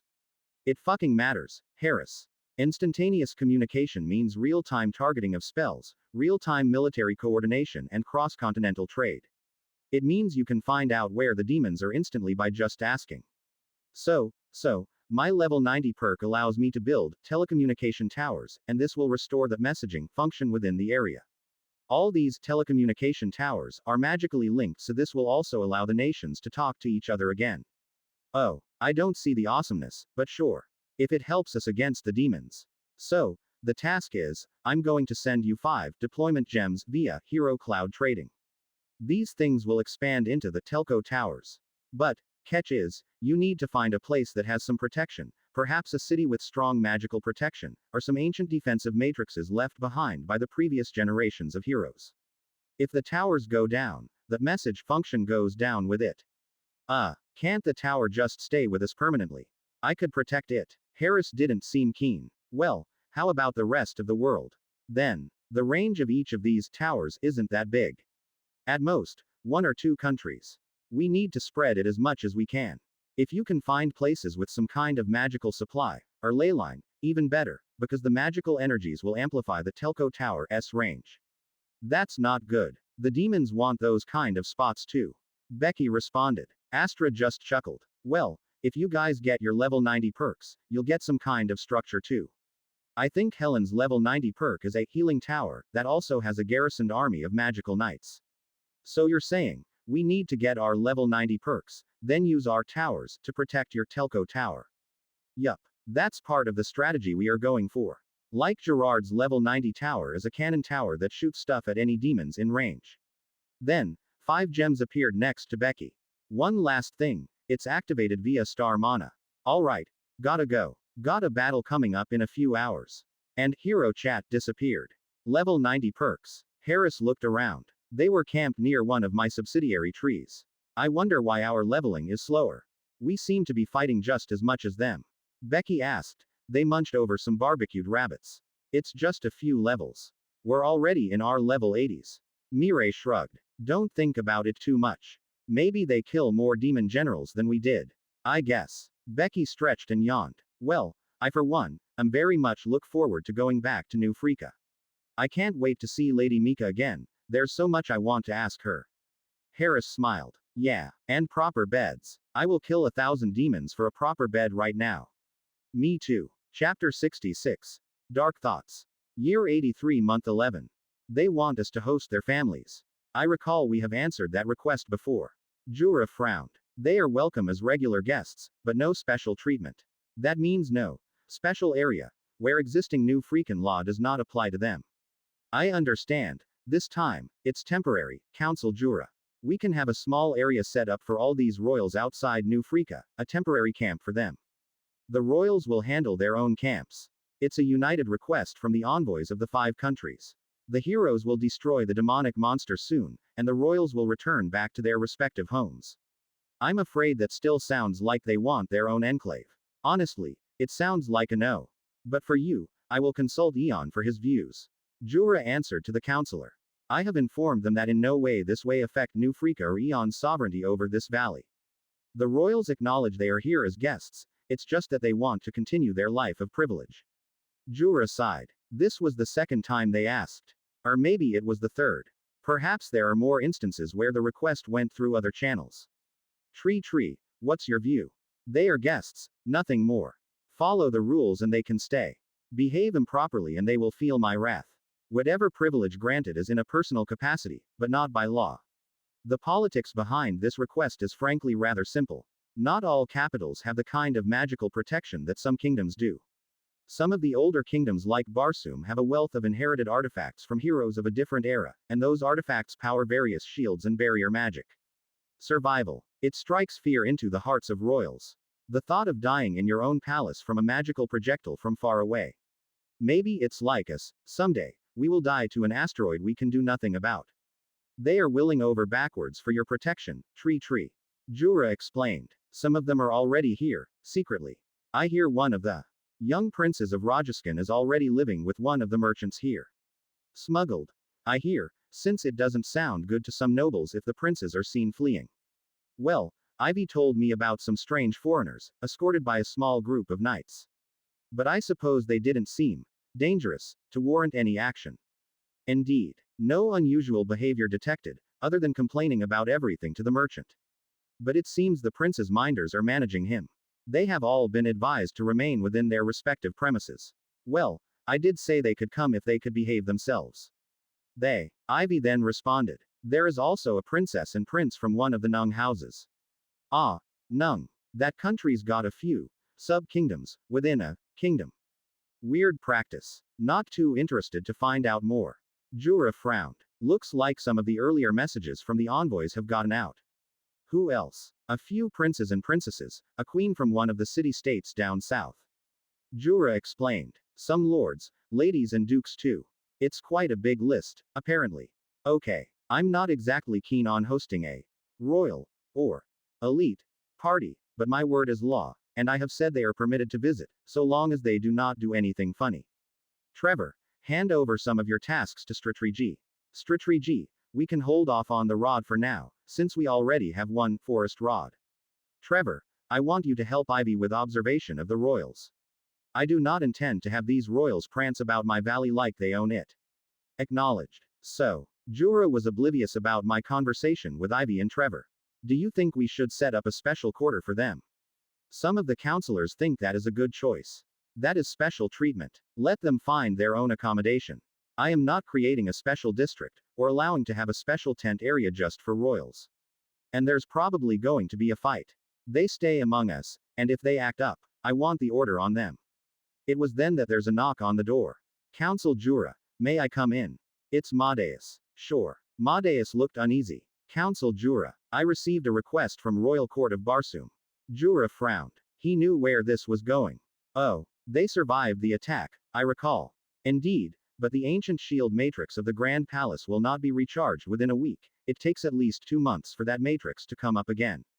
The royals now fear a second strike. And they would like to be here. It is as you say, Counsel. They wish to hide it out until the heroes slay the demons. I am not quite keen on being the Swiss Alpine hideout, or the nuclear bunker of the rich and powerful. Seriously. But then again, I also believe in the free movement of living beings. After all, what are boundaries in nature? Animals roam the terrain all the time, and do lions bother about little rats moving into their realm? Do trees and forests care which animals hunt in their woods? So if these people come over like any other, I don't believe in stopping them. I just won't go out of my way to help. Yes, temporary. Barsoom is greatly indebted after what we did for the young princess a few years back, and they would like to offer various perks if we do protect them. No special treatment, Madeus. If we take from Barsoom and do not take from the others, I do not think that is a fair trade. Nor is New Freaka in any kind of diplomatic arrangement with Barsoom, whether as an ally, or in a mutual defense pact.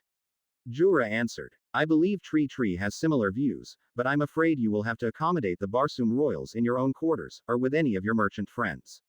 Or the hotels. Madeus sighed. I was hoping to use the order's guest houses. With Oakwood Hotel gone, there's really no place fit for royals in this town.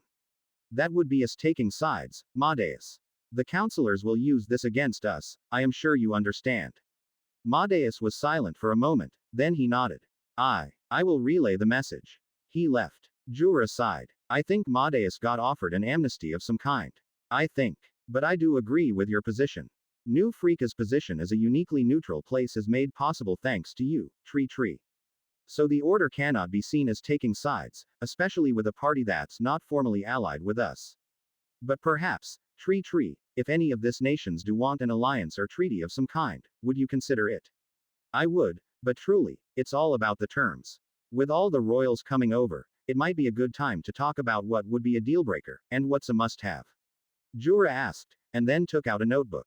I am certain discussion about alliances would come up, and I'd have to do some sensing of what the other kingdoms are willing to give.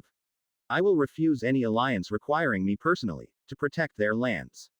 And I will not take part in any offensive war between kingdoms. Actually, is that wise? Maybe I should ask the question to Jura instead. No, ignore that. I do not want to be dragged into any conflict with other nations, or between nations. What kind of treaty will allow that? Jura tapped on the notebook.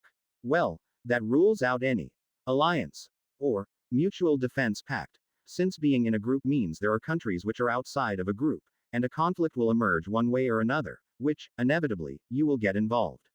Oh, we'll just have to survive on our own, like we always have. Jura smiled and happily sipped on his hot tea. There's a cold wind blowing outside. Once again, winter comes far too quickly. Honestly, I like it that way too. That didn't sound right. I do think making connections and alliances are a good thing, but I think my issue essentially is that, these nations. I don't think I'll ever be able to rely on them. There's something about alliances with nations that feel fickle. These nations, with their millions of citizens and changing leaders, can I make a deal with them that would last hundreds of years? After all, it'd be a major waste of my personal time and energy if I ally with a nation that probably lasts only 10 years. I think I would prefer individual deals, with powerful individuals who can hold up their end of the bargain, than with nations as a whole and the political complexity that entails. Perhaps I should seek out other spirits, and make alliances with them instead. At the very least, as fellow long-lived beings, our arrangements would last longer. Does that make me speciesist? Or spiritist? I should really extend my trees to the Lilypod city, then I can talk to another spirit. Maybe other spirits have experiences on this matter. Is there some ancient alliance of ancient spirits I can apply to? There are murmurs of unhappiness in the ground. Trevor and Ivy reported. Oh, so quickly. These royals didn't take long to make their displeasure apparent to their hosts, and their hosts are rattled and are now pressuring the counselors to do more to appease them. Nagay. Like what? One of them wants to go hunting in the woods, and are requesting the counselors to permit them access. How should I handle this? Perhaps this is a good time to send some fear into the royals, else they would constantly badger them. Well, if that prince is up for it, let him into the woods. Let's see how he likes ghosts. The heroes finally arrived. What? Howday. Hotel like Oakwood just vanish. Harris grumbled. And why are all the hotels so full? You must be new here. The innkeeper responded. New Freeka's the safest place in all of the central continent. Eon, our great protector, blocked many shots from the vile, monstrous demons. Naturally, those who can afford it want to be here.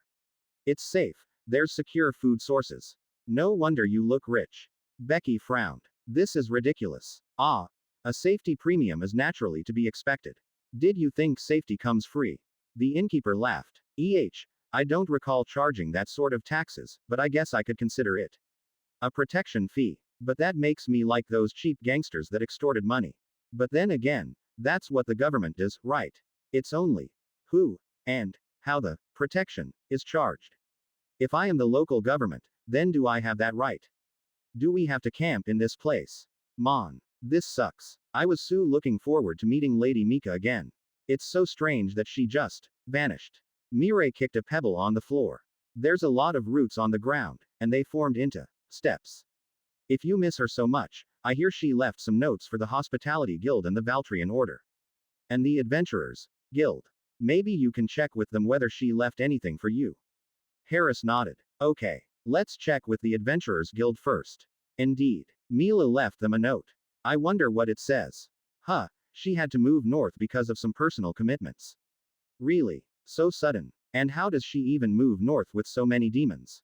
Did she mean north of this continent, or north, where? I don't know. She didn't say. But she did leave some instructions. The three heroes walked to one of the treefolk's wooden homes. Ah, you must be the chaps Lady Mika asked me to host. Come in, come in. An aged treefolk female greeted them. She was one of Mila's former employees. She let them into her house, a small place in one quiet corner of New Freeka's bustling town. Sorry for bothering you. It's fine. Lady Mika left a bit of money for all the trouble. And here's a box of things she wanted me to leave for you.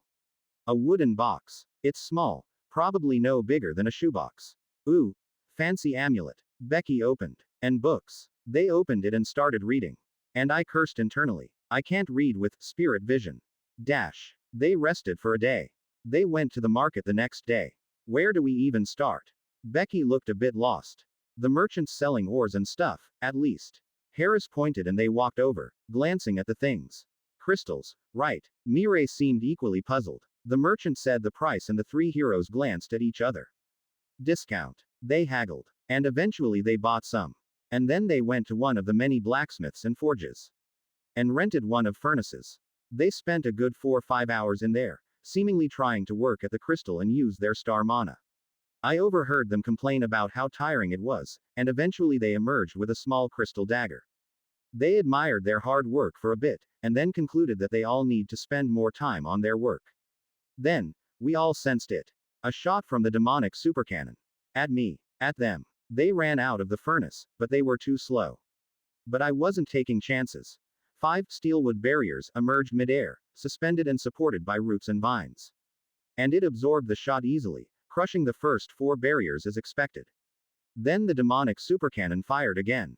And I blocked. And another shot. I blocked it too. I wasn't going to let the shot ruin my beautiful, growing valley of giant trees. Then, it was quiet. Harris, Becky and Mireille all shared glances. First time. Some passerby asked, he's probably oblivious they are heroes. Then again, it's not like they publicly declare they are heroes.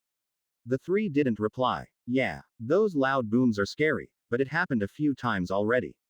The pedestrian shrugged. Anyway, don't block the road. The three quickly shuffled out of the way. The three of them look at each other. Guess we know where to put our first tower. Agree. The three walked to the Valtrian Order's premises, and they bumped into Lausanne. Oh Lady Lausanne, nice to see you again. Lausanne was similarly equipped for war. Her new living weapon now about level 15 or so. Lausanne just nodded. Hi. Rematch. Ah. Not today. We'd like to meet Council Jura. We were told that Council Jura can assist us if we want to place an object in New Freeka. By who? Lausanne led them to Jura's main office. Oh, Lady Mika. And they are in Jura's room. Pleased to meet you, Council Jura. The three bowed. We're the summoned heroes, from the other world. We'd like the Order and Eons' permission to deploy a magical artifact, a tower that restores message to the region. Can I see the artifact? Becky walked over and passed the small gem to Jura. Jura looked at it, and then placed it into a circular bowl that's actually connected to Magic Lab for analysis. Analyzing. The analysis wasn't very useful, since my Magic Lab didn't seem to be able to look very deeply into the composition of the item. Indeed, it looks to be magically linked to the heroes, and from what little I could see, the heroes can take down the towers once they don't need it. It's surprisingly similar to a subsidiary tree, in theory. In short, my understanding seems to be that the heroes have these towers. They act as extensions of themselves, and like subsidiary trees, these towers function primarily to create a magical lighthouse for message spells. What else does it do, other than restore message? Does it allow you to filter through the messages? Jura asked. If we are to depend on the heroes' infrastructure for communication, does that not mean we owe them? Is that why there's all these concerns over network infrastructure providers? Then again, it's a short-term thing. While I could use my network of subsidiary trees to monitor my domain, restoring that message network means a return of the trade routes, which is important to get the materials needed for my subordinates' upgrades. Eons agreeable, but only until the death of the Demon King. After that, he may decide to destroy the tower. That's acceptable to us. Can Eon shield it from the demon's attacks? He will try. Good enough. Where should we put it? In the town square. The telco tower deployed. It's a white crystalline tower about 4 stories high and shone like with a faint white glow that's unmistakable, visible even in my own spirit vision. And it was then it occurred to me. Did the demons have some kind of spirit vision, but tuned to heroes instead? Perhaps it's like how vision is different for animals and humans, because of the spectrum we see. The heroes sent a message to Astra as a test and they left 2 days later. Year 83 month 12. Despite the raging winter, the heroes still pressed on. Together with their summoned armies, they mounted an attack on the supercannon. And the supercannon annihilated their summoned armies easily. They were then forced to retreat. At this point, I'm tempted to ask, how'd they think it'd go? It's winter, where, strangely, demons suffer none of the challenges of winter, and yet the mortal defenders of the world suffer all of it. Cold, slower response times, and well, their summoned units are immune to cold, but seriously, did they think that cannon that shoots across the continent can't aim at their armies? That was stupid. The 3 looked at each other. I know, but you said we should. I blame all the people we've been meeting, telling us we should kill the demon beast as soon as possible. Why'd we do it? Because we all somehow agreed to. The advantages of a summoned army is that well, once your mana returns, you can just summon more. And that's what they did to hold the chasing demons back. There were plenty. Demonic generals or elites wielding massive axes. It's the best opponent, because they can gain levels from them. If I were the Demon King, what would I have done? In a way, I should ignore the heroes. And just keep attacking all the kingdoms with conventional demonoids, such that the heroes gradually lose the ability to find any kind of shelter, food source, learning, or support and healing. Or is better to concentrate all my energies and create super demons, and just attack once. When the heroes are low leveled, and kill them all. One super demon, and that's it. No subordinates or walkers, since they gain levels by killing them. Why give them the chance to gain levels? Chapter 67. Wallflower. Year 83 month 12 continued. While the heroes decided to rethink their strategy, here in New Freaka, we had to fend off the little swarms of demons sent to surround the heroes. And I spent quite a bit of time tinkering with the heroes' tower. As I kept poking, and trying to figure out what it is, I got a good update. Biolab, Material Lab and Magic Lab upgraded. Field equipments obtained. You are now able to perform investigations of objects using field equipments. Full analysis requires more comprehensive equipment. There is a layer of somewhat divine magic protecting it, so I reckon it'll take more than one hit of the demon's supercannon to be destroyed. Certainly not as fragile as they said it was. Or maybe it's just fragile to certain kinds of demonic energies or heroes' star mana. That same divine magic also shields it from me attempting to make changes, or convert, or claim the tower. Yet, it's a change barrier. That meant I could look into it, but not change a thing. And look, I did. There was a lot to see about how it weaves magic and mana into a structure like that, how it draws mana from the ambient surrounding and the connection, however wireless it is, to its creator. Unlike my subsidiary trees, which form a linked network, all connected by roots, these towers are independent, freestanding structure yet have a connection.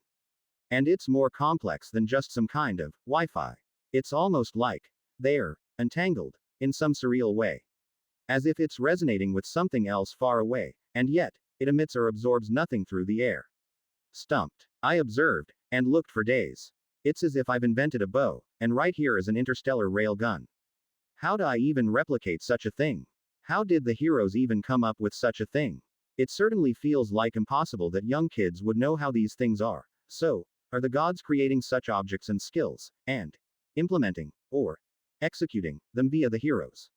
Or is this a system thing, where there is like a drawer, or library, of hero-grade skills that they get access to? Stumped again, I looked at other parts of the tower, my vines growing around the base. I attempt to use my vines and what powers I have, and even my long-forgotten inspection ability.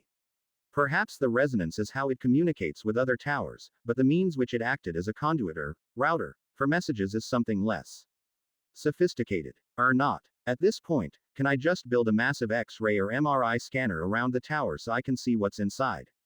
Dash. Mom, Uncle Jura, I've got to go. TreeTree says no. I know he said that. But I want to go. I believe it's good for my own growth, to see how I fare. I want to know where I am.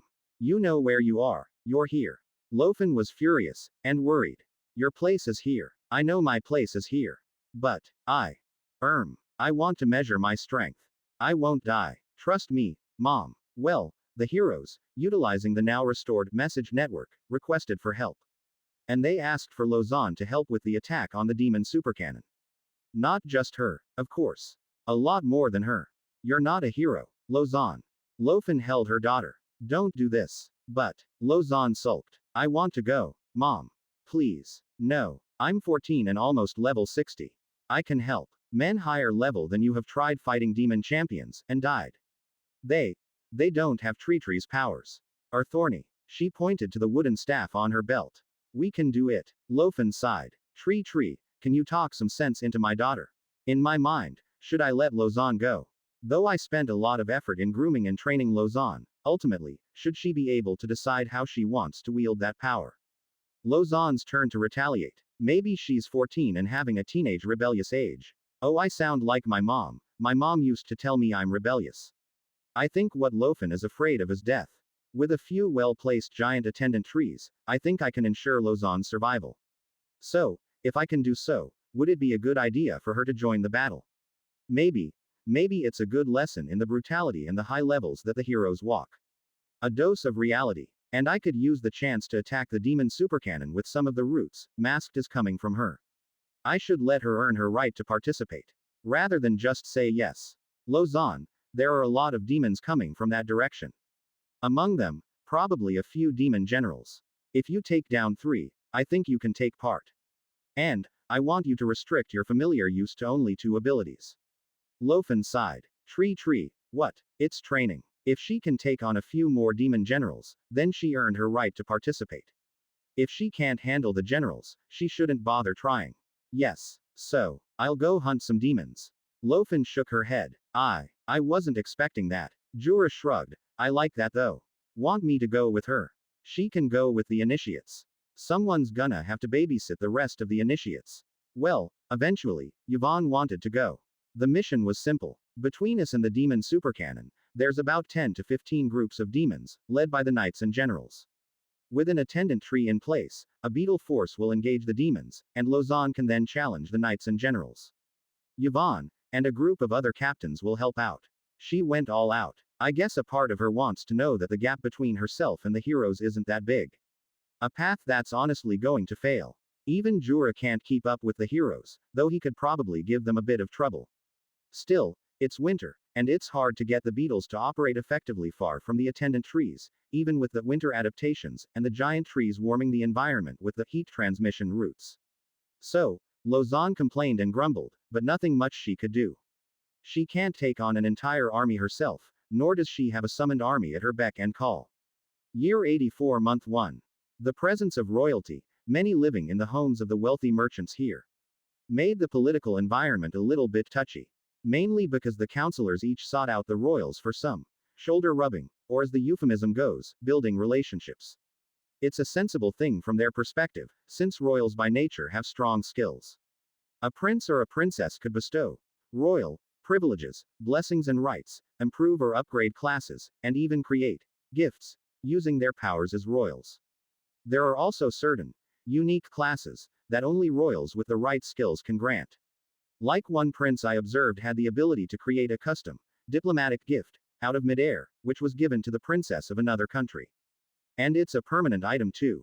It's like the prince skipped the entire creation process, activates skill, and the system gives him an item. It's not totally strange, of course. Apparently, some merchants and bankers can create small quantities of gold, some smiths and makers can create materials too. In a way, it's like how I create timber and fruits. It's different derivations of the same kind of mana system to item process. If I can create wooden items, why can't princes? Maybe heroes can make hero items too. So, with the counselors spending a bit more time trying to manage, or please, These visiting royals, that meant conflict. Even between counselors as they serve different groups. Some of them rather silly, like competition of the best seats or rooms in New Freaka's restaurants, or who manage to book out the entire bar or tavern for their respective entourage. It's like billionaires trying to one-up one another in a ski town. Silly, so I don't interfere with this. The more annoying ones, are the horny ones, or those with a fetish. There's an old duke or something who seemed to enjoy picking on young elven ladies, and so, I sent a group of beetles into his temporary residence. It scared him. But the counselor who's supposedly his buddy, quickly came and complained to Jura. And I sent beetles and spiders into his house too. After that incident, I decided it's probably best to amplify my show of force, to remind these royals that they are visitors. So, we had more beetles around New Freaka. The locals are clearly not too bothered by the presence, but for the foreigners, it was a threat. I intended it to be a threat. The counselors bore the brunt of the complaints. What are all these monsters roaming around your town? They are Eon's servants, and they execute his will. Please don't say too much. Eon listens. The counselors quickly tried to manage some of the more belligerent royals or nobles. So what if he listens? It turns out, among the royals, many truly believed that I'm actually just a puppet, a beast used by the council, controlled by some great item or equipment. The idea of an existence above the royal class is alien to them. Except heroes, who are divine. Those the only ones royals view as equals.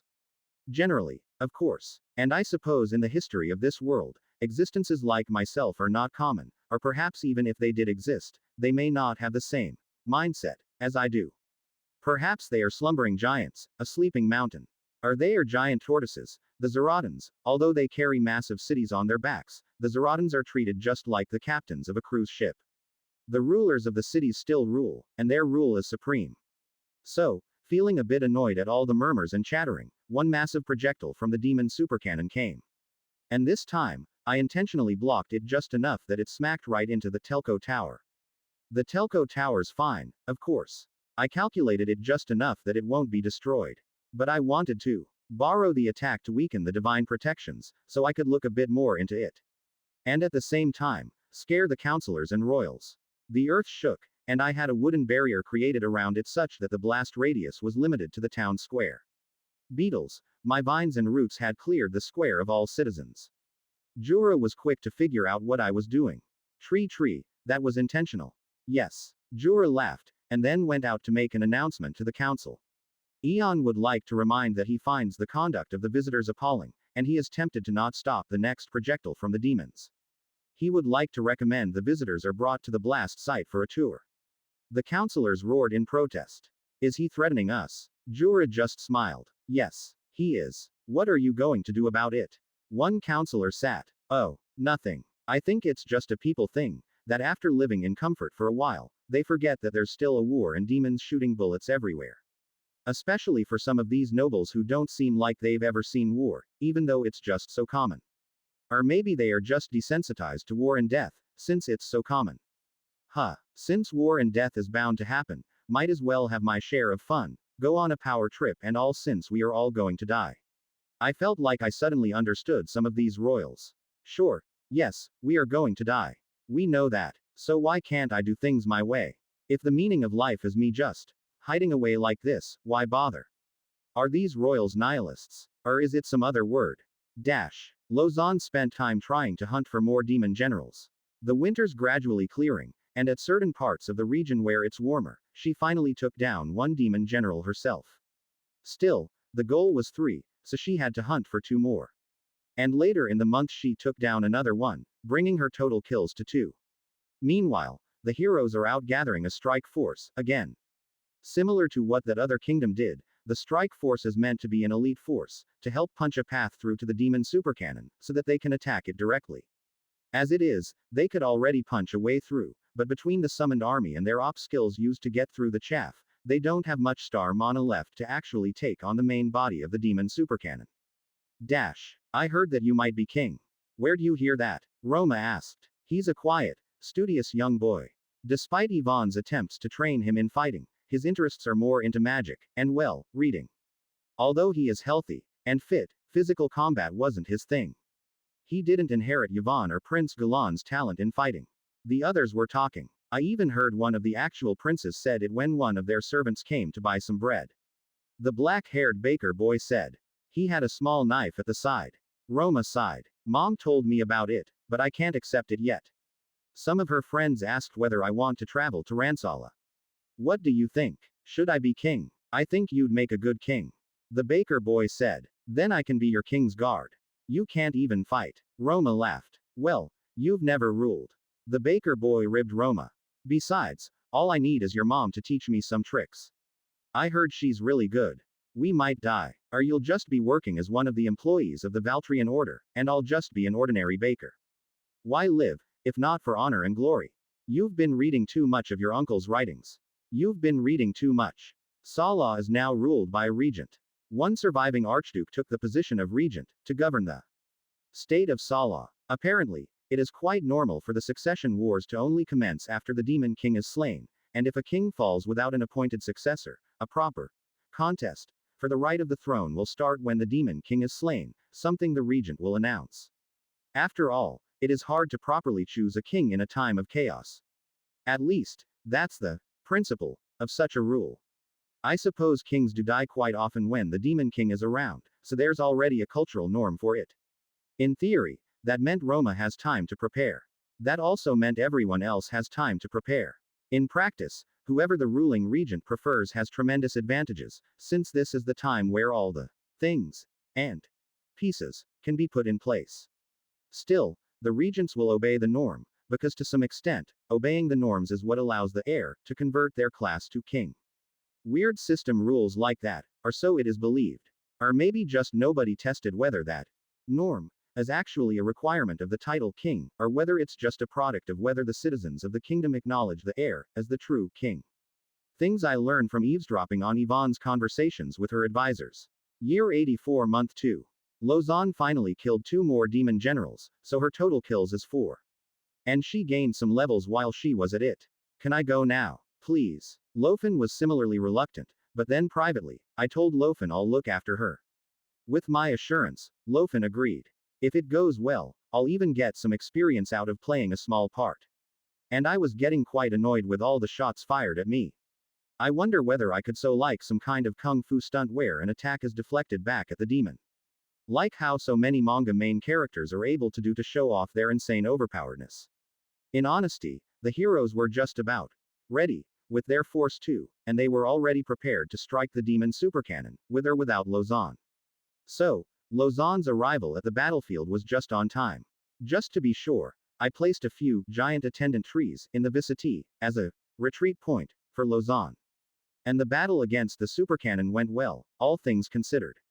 The heroes successfully destroyed the supercannon with their star mana abilities, but the cost was a whole load of deaths, mainly from the adventurers and military leaders that decided to take part in the attack.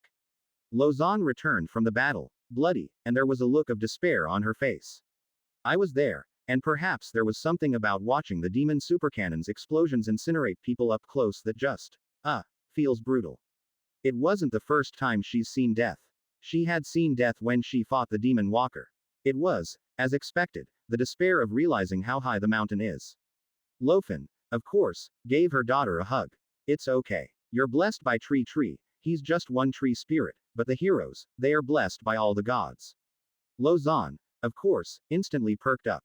Mom, you're a genius. Huh. Eons' blessings alone is not enough for me to be a hero.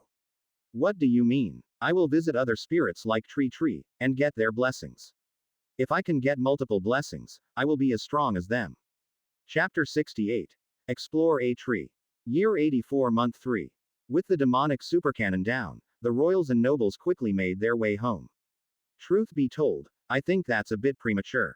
The supercannon is but one of many demon walkers that are on the continent, and the demon king seems to be summoning more and more of them. There are now supercannons on all continents. The heroes too, after defeating the supercannon and gaining levels, expanded the network of telecommunication trees. Indeed, all of them acquired level 90 towers. At this point, I honestly don't see anything other than the Demon King himself making a dent at the hero's progress, so I feel the Demon King's stay in the world would last no longer than 1 year. The restoration of the messaging network also brought a return of intercontinental news and trade, something we really sorely needed. The first thing I did, of course, is order all my upgrade materials I needed. Lozan's living weapon, Thorny, reached level 20 and is level capped until I get the materials needed to upgrade him. Then, there's also the issue of Lozan's new bright idea. She wanted to visit other tree spirits and well, things like it. Perhaps, it's similar to the old elven pilgrims that used to visit the great elf tree guardians, even if just to acknowledge their role in the protection of the elven capital. Traveling in this environment is quite difficult, and we would need you here for defense. Jura explained his views. He was fine with it, but he preferred if Lozan waited till after the Demon King was slain. Elves live for many, many years, and Lozan could always compare herself to future heroes. Lozan, of course, agreed. She's smart, and she's patient. There's also much about the outside world she didn't know about, so she agreed, on the condition that Jura, and everyone else included her on trips to nearby kingdoms, if they ever go on those visits. She had to learn how to conduct herself in foreign lands, after all. In principle, I agree with Lozan's idea, and I would even like to tag along such that I can also communicate with the other spirits. In short, Lozan's going to be my envoy to the spirits. I too have much to learn about the spirits of this world. My experience has solely been through my own lenses, and what little I learnt from the dead. The destruction of the demon supercannon also brought about a period of rejuvenation. Throughout the areas where my subsidiary trees and giant attendant trees are, trees are starting to regrow, and that makes me happy. It's nice to see little trees starting to pop up next to my bigger trees, or a little field of flowers or grass.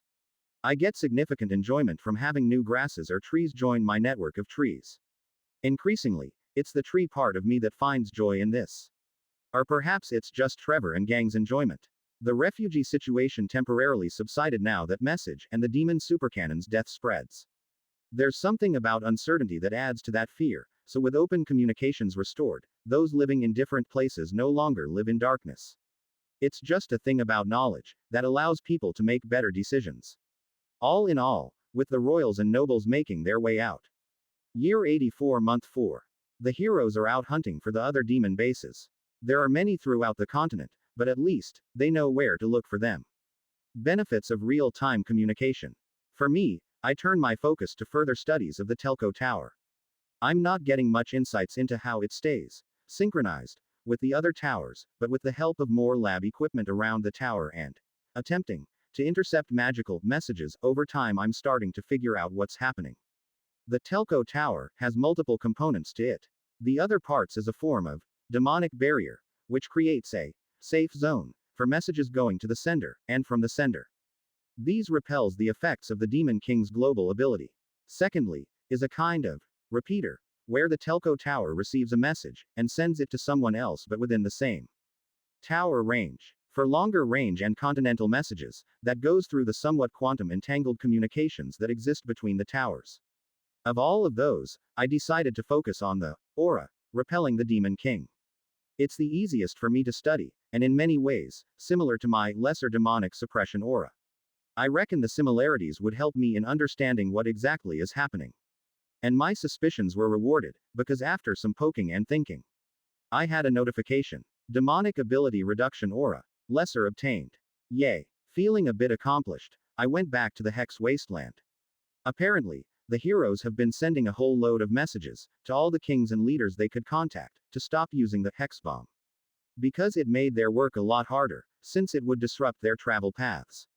I thought heroes would have some resistance, but maybe it's just caution on their part. The Hex has been a significant stumbling block in my research, mainly because the Hex is the byproduct of some kind of magical ritual, and it's like I am trying to guesstimate what exactly happened in the ritual to know what created a nasty side effect like Hex. It's as if someone gave me a piece of plastic, asked me how was that plastic made, and which process gave the plastic the qualities it possessed. So, I do want to observe a blood ritual for myself.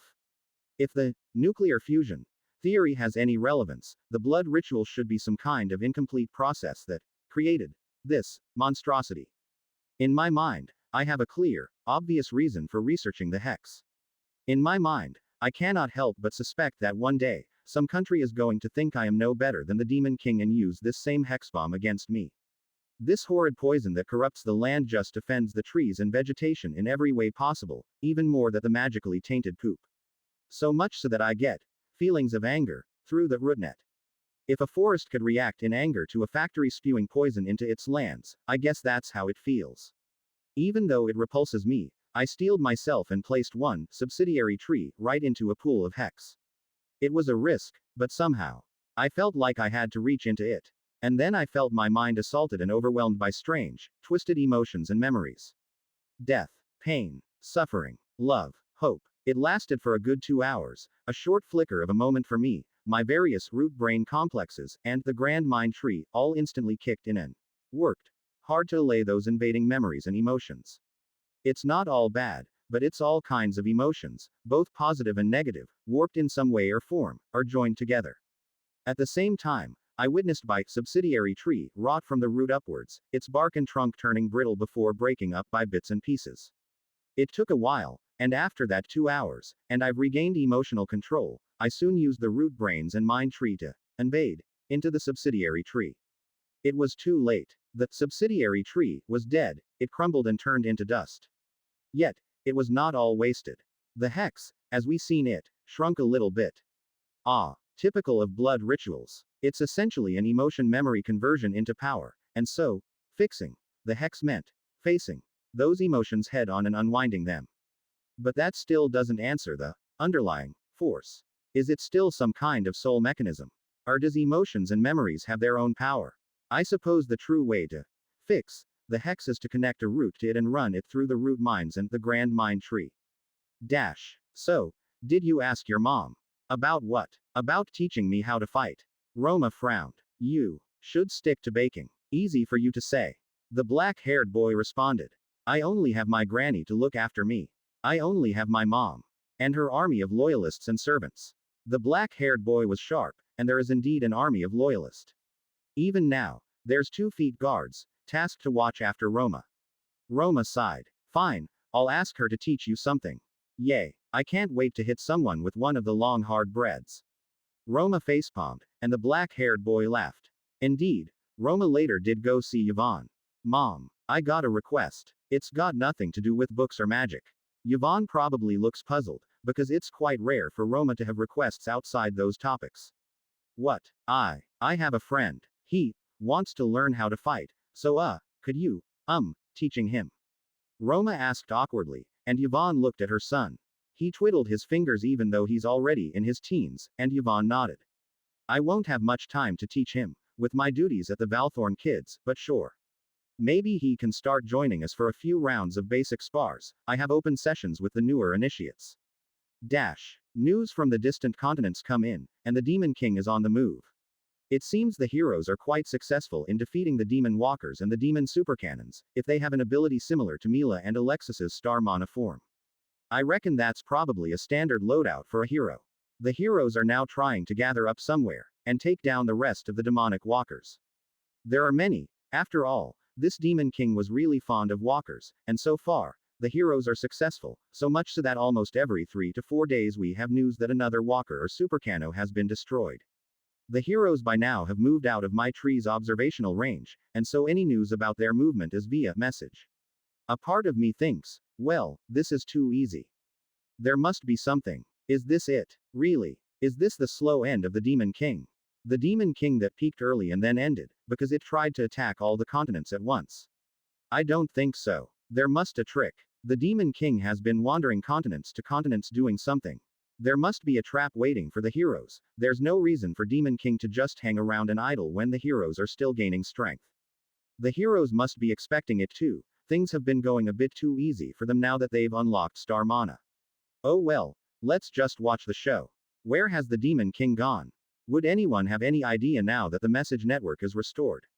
Can we find out about all historical sightings of the Demon King? Jura's getting better at guessing what I'm trying to do, and he vaguely sounded like he sensed my concern. I'll send out a request to the merchants and mages guilds. Still, once I acquired the demon ability reduction aura, that had an instant benefit, because that aura pushes back against the demon's interference, doing so expands the field of the beetle's range. After all, the beetles, being a form of summoned creature, have little resistance against demonic interference. In fact, I wonder whether there's an insect tamer, or insect master, that will someday come up to me and Mind control, one of my mindless beetles. Year 84 month 5. Trainer leveled up quickly, and gained some rather cool abilities. Like his level 10 ability literally distorts his training room into a larger one.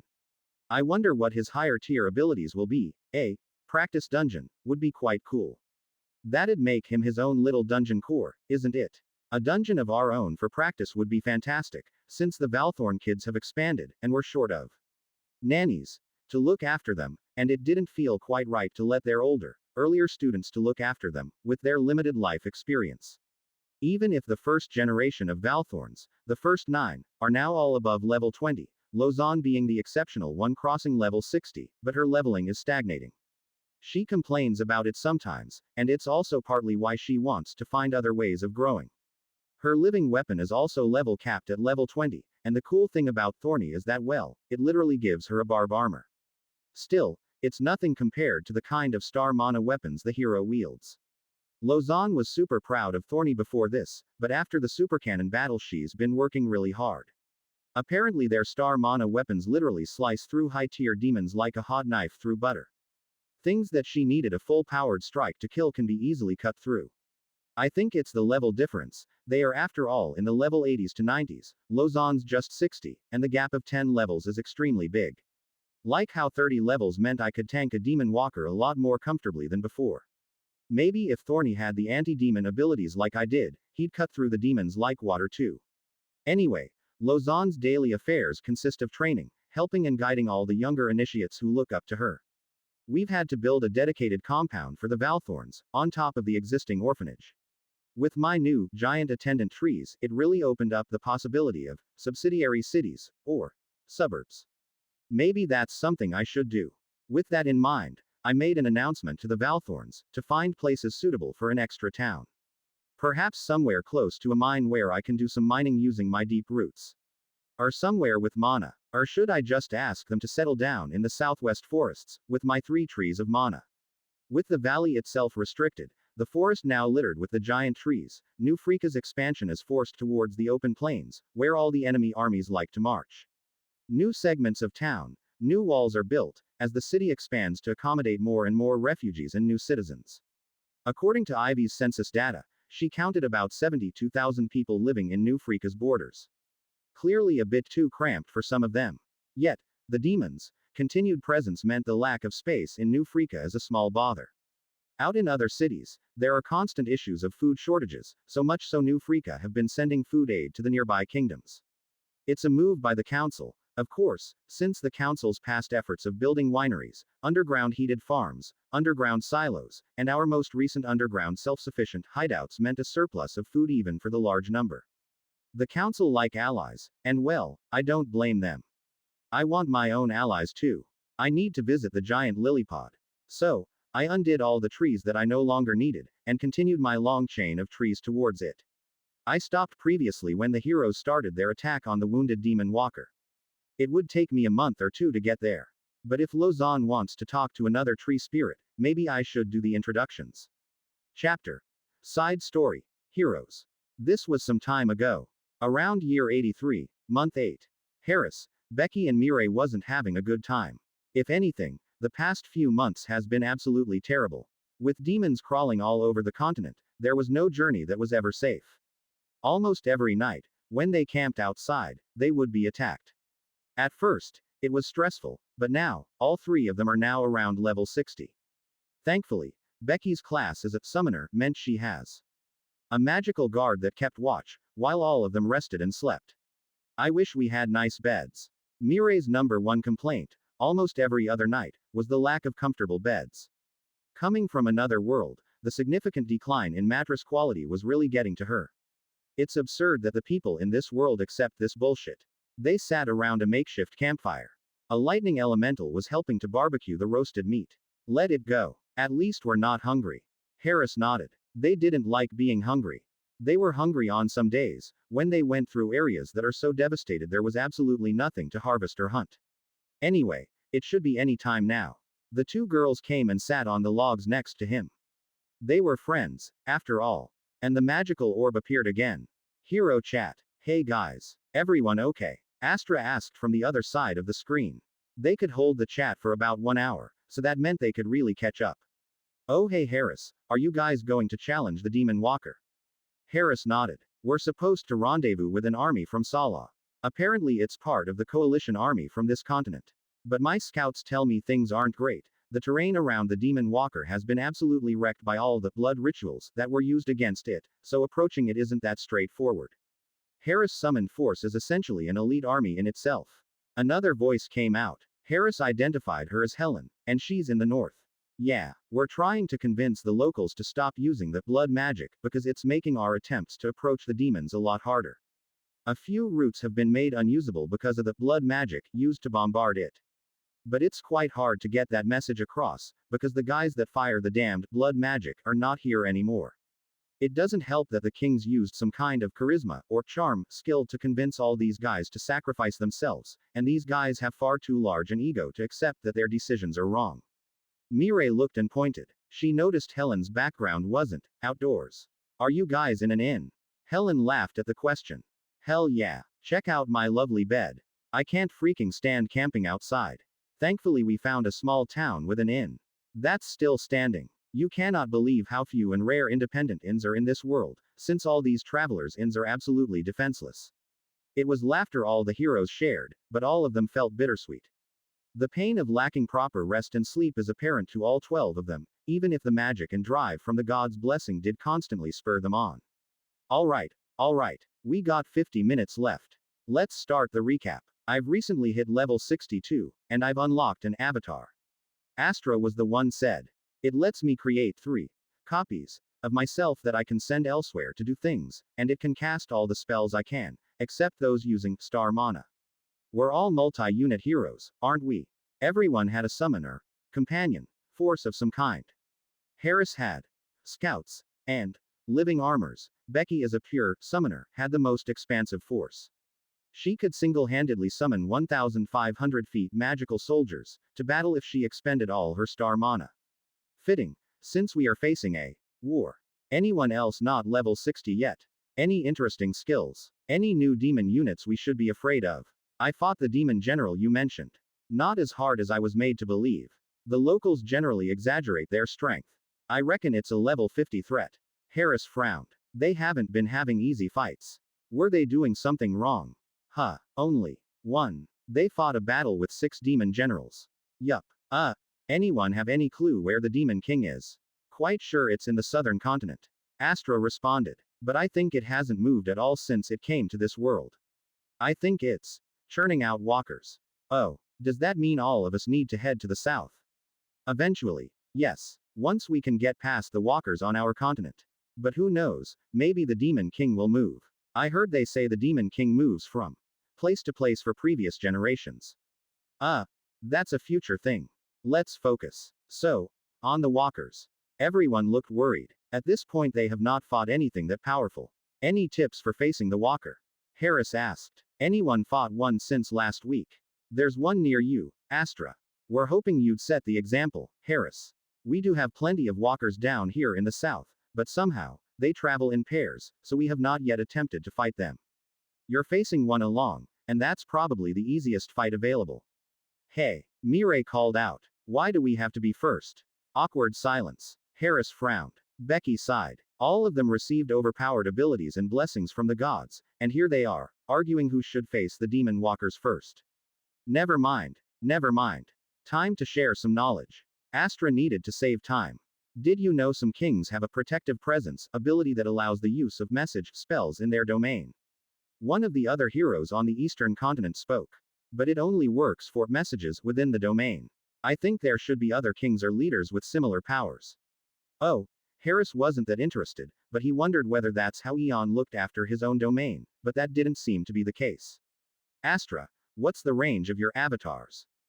Becky's squadrons can't stray more than 10 miles from her. What's yours? I haven't tested. Astra flushed, and he wrote it down somewhere. I'll get to it. My Birdmen Raiders have a range of about twice that. Another one spoke. Simone. I suppose the range depends on the unit type. Makes sense. We should test it. Harris said. We should be careful. The Demon King knows where we are. How does your source know that? I'm starting to suspect that source of yours is a former hero. She's not human. She can't be. Is that a rule? We're all human, right? And the previous generation was all human too. It should be a rule. Why else did the gods pick us? I still don't think it's a rule. I need to check the records.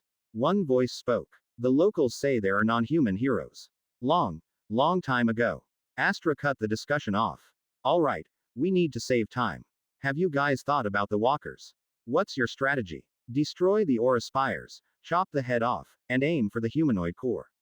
Beware of energy blasts and beams from spires and heads. How do you know that? Previous records. Apparently the city we started in defeated a walker before. What? You guys totally lucked out with your start point. We're clueless about demon walkers. Let us know after you fought it, okay? Astra asked. Becky and Mirai looked at each other. There was a subtle bitterness in that statement and they all felt it. They didn't feel like they had a good time fighting through demons. The hero call ended shortly after. You know, this hero thing isn't as nice as the gods put it. Becky sighed. She ate one of the barbecued meat from the lightning elemental. It wasn't that great. The lightning elemental had no taste buds, and no sense of smell to estimate how cooked the meat was. Harris too chewed on a rather burnt meat, and said rather bluntly, the gods screwed up and we, the Earthers, are the emergency response team. I expected to be a princess. Instead I'm a demon hunter. Not the fairy tale I was hoping for.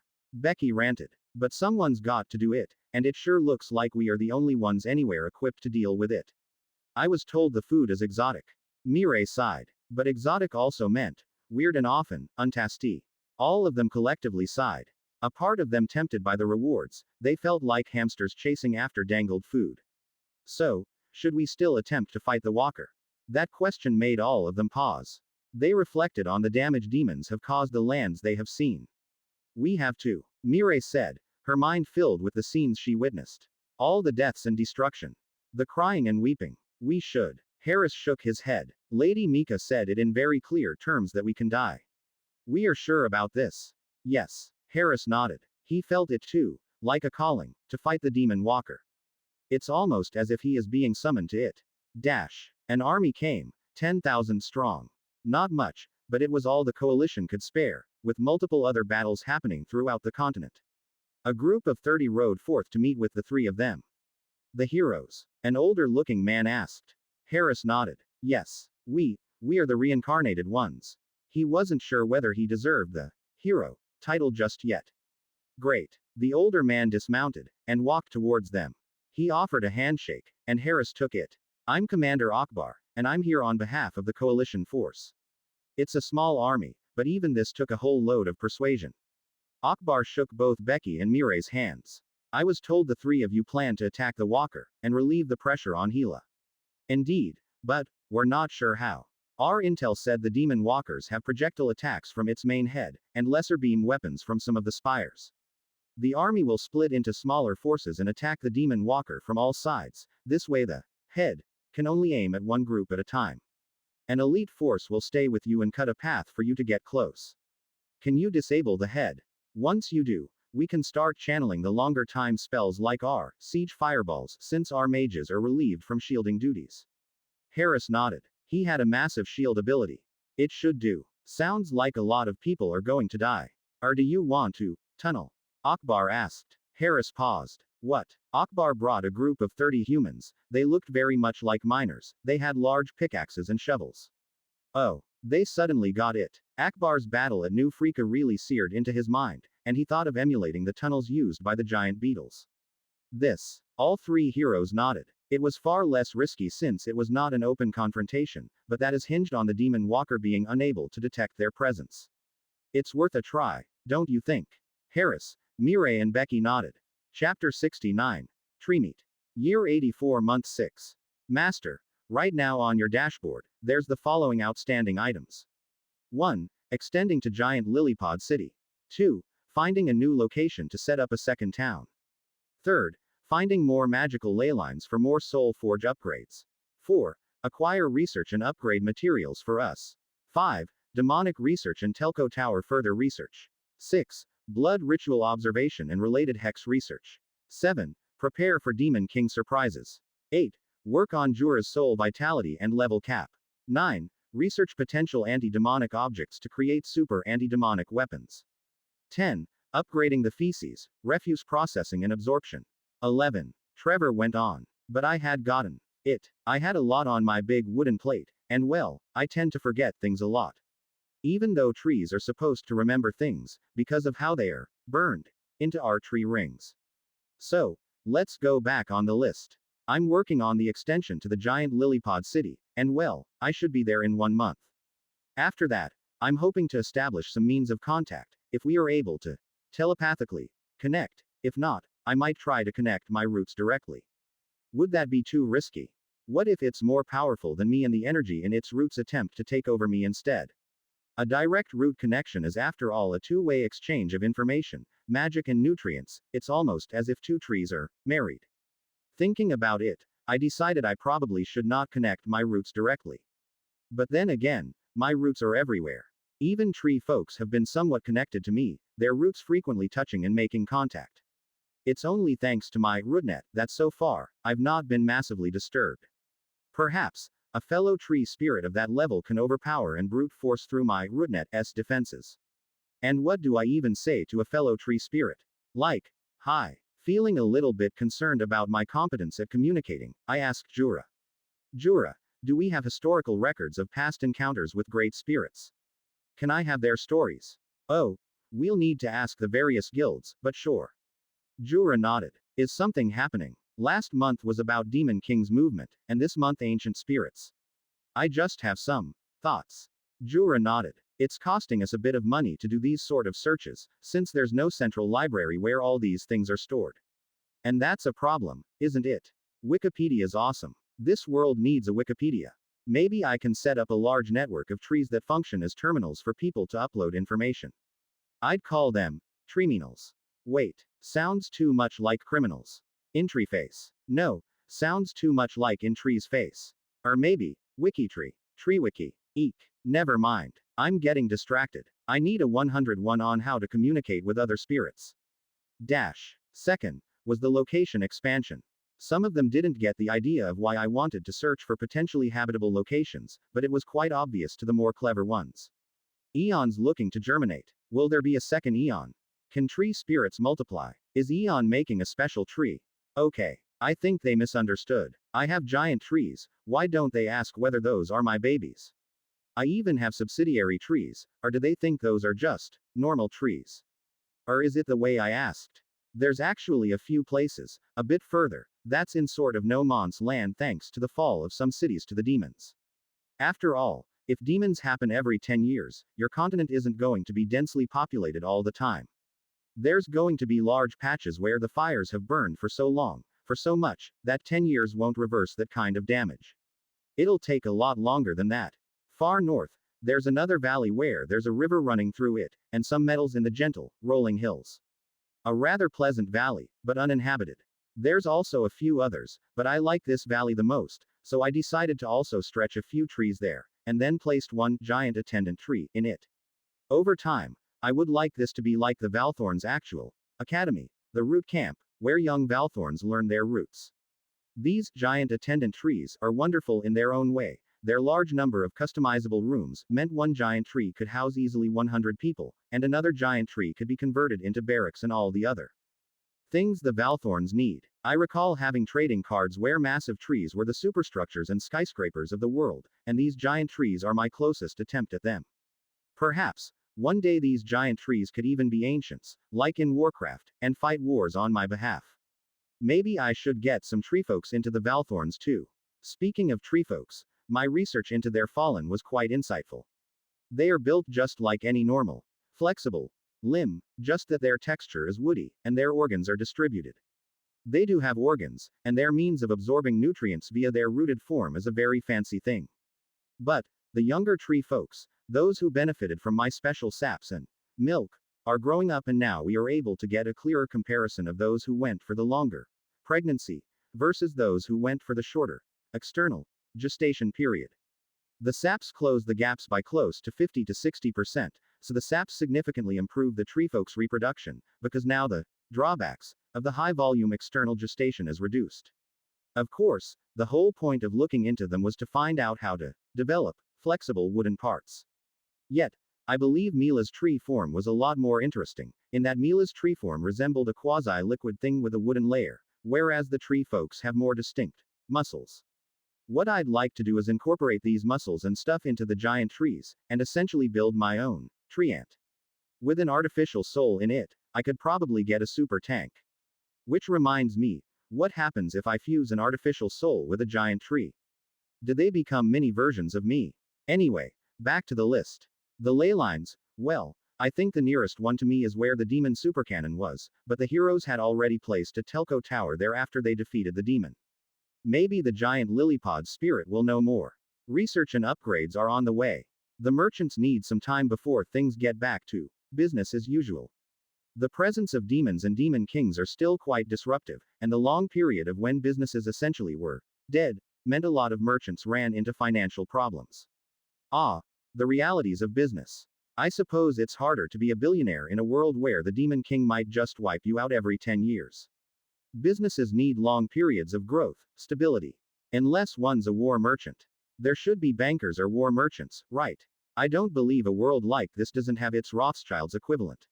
Are there merchants who fund wars? Jura scratched his chin. Yeah. But usually they are a nobility as well. Yup. This world is fucked. Year 84 month 7. Pleased to meet you, Lady Lausanne, the chosen of Eon. The baker boy bowed. He wasn't good at it. Lausanne didn't react. She merely got into position, and lifted her sparring short spear, thornies on her back. She's getting taller. Come. They were sparring. The baker boy nodded, and attacked with a wooden sword. He swung with all his might, but then somehow his leg got tangled with Lausanne's spear and he fell flat into the soft wooden floor. Lausanne shrugged. Again. The baker boy got up and nodded. Yes. And he was easily defeated. Multiple times. All right. Time's up, Lausanne said, and then walked away to spar with the next person. There's many more to train. Then Jura walked in. Everyone, we've got new instructions from Eon. We're forming a squad. Lausanne, pick 50. We're going on a trip. Everyone pack up enough supplies for 2 weeks. Where are we going? Eon's instructions is to head to a giant tree grove located at one of the northwestern valleys. There's accommodation, but we will camp out there. I'll give you further details later. Eon did tell me a bit. In public, both Jura and Lausanne referred to me as Eon, because well, it's just my public and divine name. All of them were given about 2 hours to pack for 2 weeks, and off they went. As Valthorns, they are all expected to be deployed as soon as they can. The Valthorn quarters are now vacant, and the baker boy is left with the rest who wasn't selected. A young girl, about the baker boy's age, came up. Hi, I saw you just now. Let's practice. The baker boy nodded. Okay. He wasn't that good, but he's improving. Roma walked in a bit later with Yvonne. Oh, where'd everyone go? Yvonne asked, and one of the older caretakers explained Jura's instructions. Oh, Mom, this is the friend I'm talking about. Nero. Meet my mom. Mom, meet Nero. Hello, Nero. Yvonne smiled at the baker boy. He's slightly taller than Roma. Finally I get to meet the boy that's been making my son gain all that weight. I'm kidding. All right. Come, let's practice. Let's see whether you can learn some combat skills. It's quite therapeutic to use my bloom and create new patches of trees. Vast barren, destroyed lands, and with a bit of tender loving care from me and my artificial minds, transformed into scenic watering holes and oases. As my network of trees stretch further, I'm now exposed to slightly different climates as well. Further to the south, the air is hotter, drier, and so my trees have to adapt. They share a portion of my environmental adaptations, so they won't die, just not functioning at 100%. It's interesting to see the subtle changes in vegetation further south, and I wonder whether there's been any proper studies into the effects of magic, and the multiple moons, on this world's plants. Warmer, warmer, another tree, and every other day I cross a chain of hills, on the way to meet another spirit. But it seemed that we met a lot earlier. There are voices. Not one, but many. It's as if it's a choir in the background, with one person occasionally taking the lead. The sudden presence of that voice jolted me from my usual days. I feel like I'm in a trance when I'm expanding my presence and network, so, that voice really knocked me out. Wait, I'm about 2 to 3 days away from giant Lilypod. Is this the voice of the giant Lilypod? Who am I talking to? Is that the giant Lilypod? I attempt to respond. Greater than hello. Less than. I paused. Maybe I should speak the same way. Greater than I come in peace. Less than. What? Greater than I am Eon, a tree spirit. I greet thee. Less than. I tried to respond, but it's hard to even speak the way they do. They clearly understand the language differently. I hope, if anything, that I do not offend them. I didn't know what to say. Is this how the others are when they speak to me? So, the giant Lilypod city is a hive mind. I kept on my journey. I want to physically see their body, how they are like, how they look like. It seems the lilies have a larger telepathic communication range than I do, since it picked up my presence long before I did. Is it because it's a hive mind? It talked while I kept up my network of trees. Greater than it is big and there are monsters everywhere. Less than. Greater than and there are demons. Less than. Well, I thought of testing its knowledge of demons. I heard a long droning sound in my head, and I had to forcefully cut it off using my grand mind tree.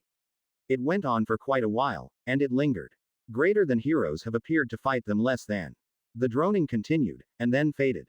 I wonder what's on such a hive mind's mind, and clearly, I fail to understand it. Perhaps it is like us, master. Only that they all get to speak. I'm starting to suspect I'll struggle to get along with this fellow. Tree spirit. Or tree spirits. Greater than. How should I refer to you? Less than. That's. Greater than hello lilies. Less than. It sounded like those two words really took a lot out of them. Perhaps they are not used to this sort of interaction. And silence. I was quite comfortable with the silence, and clearly, so was Lily's. It seemed both of us being plants, silence didn't make us uncomfortable. In fact, it was quite relaxing. Greater than my disciple needs your blessing. Less than. I wasn't sure how to refer to Lausanne. Is she my minion, or is she a disciple? Or is she a personal representative? What would she call herself in reference to me? Is she a subordinate then? Or just an employee? Greater than. Yes. Less than. Is it strange? Greater than. Why? Less than. Do people not get blessings from their tree spirits? Greater than. Why? Less than. What? Trees don't give blessings. I am starting to think I made a wrong decision of talking to this tree spirit. Or even attempting to get close. Their lake is still far away, and yet it already knows I am here. It must have something similar to subsidiary trees.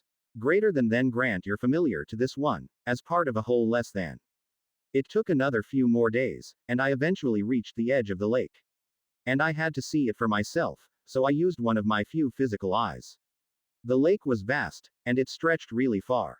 And the giant Lilypod is essentially a city around a massive moat, the lake itself. There's a bridge that connected the shore to the main city, but the city is actually all built on massive, multiple building-sized giant water lily leaves.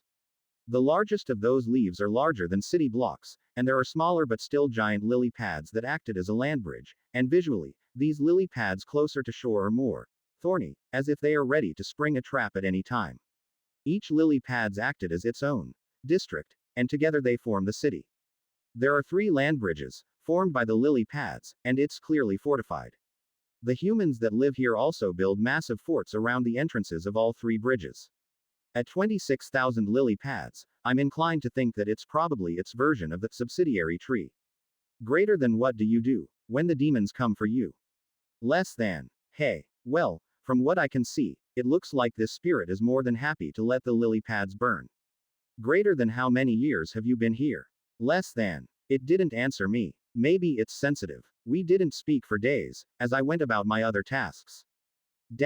Madeus and a few others were gathered. Lausanne was there too, since I think it'd be relevant to her. The history of the giant Lilypod city in its initial stages is lacking, but it is said that the city and the lake is greatly intertwined.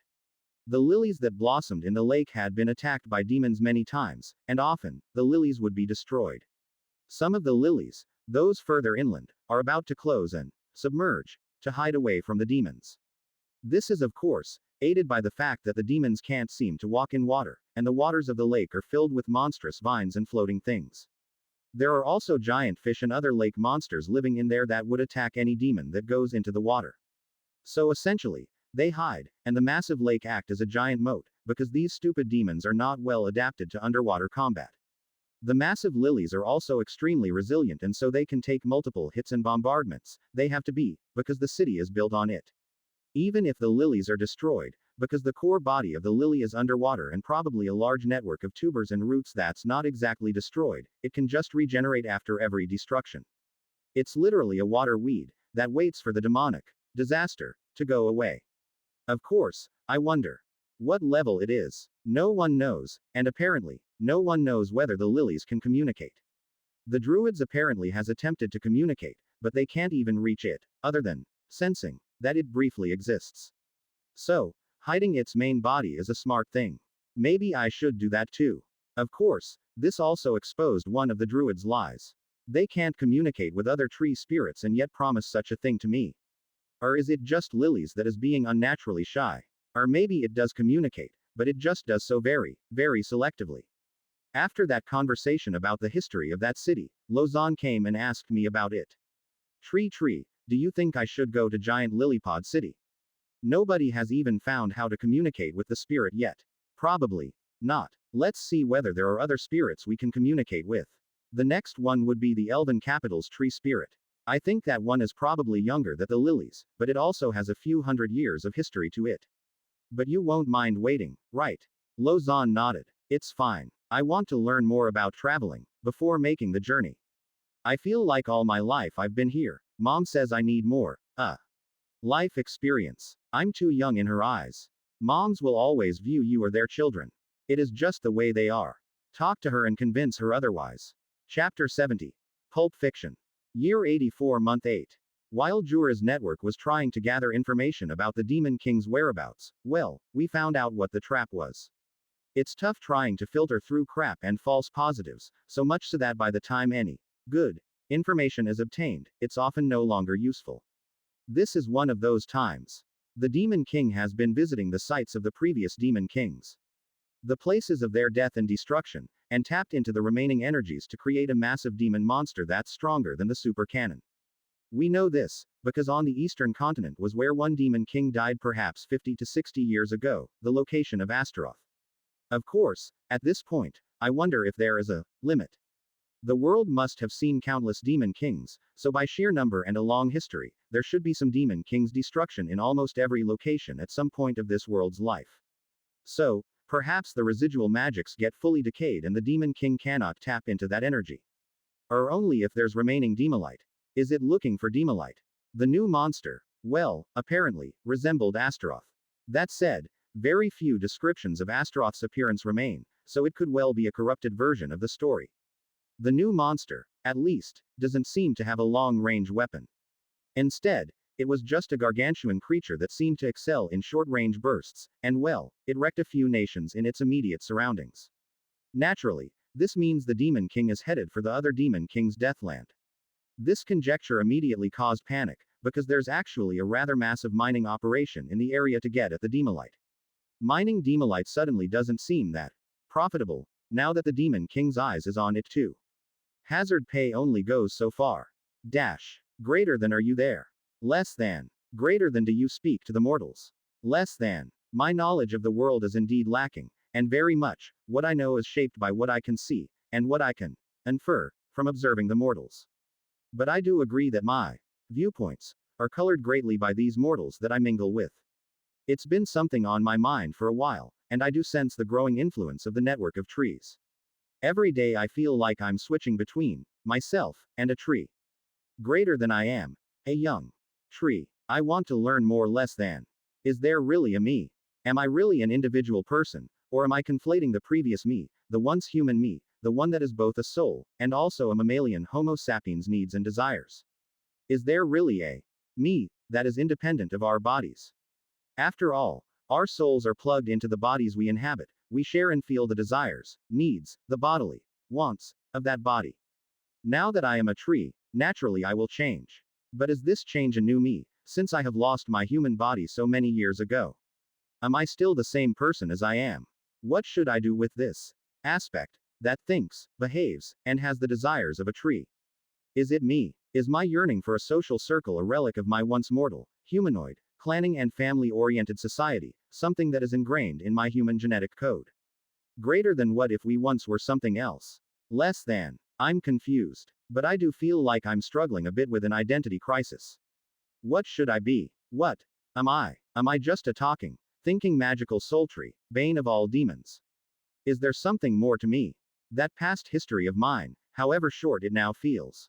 Am I more TreeTree, or more Matt? Locally, the demons are on a retreat, and a sense of normalcy returns for the inhabitants of the region.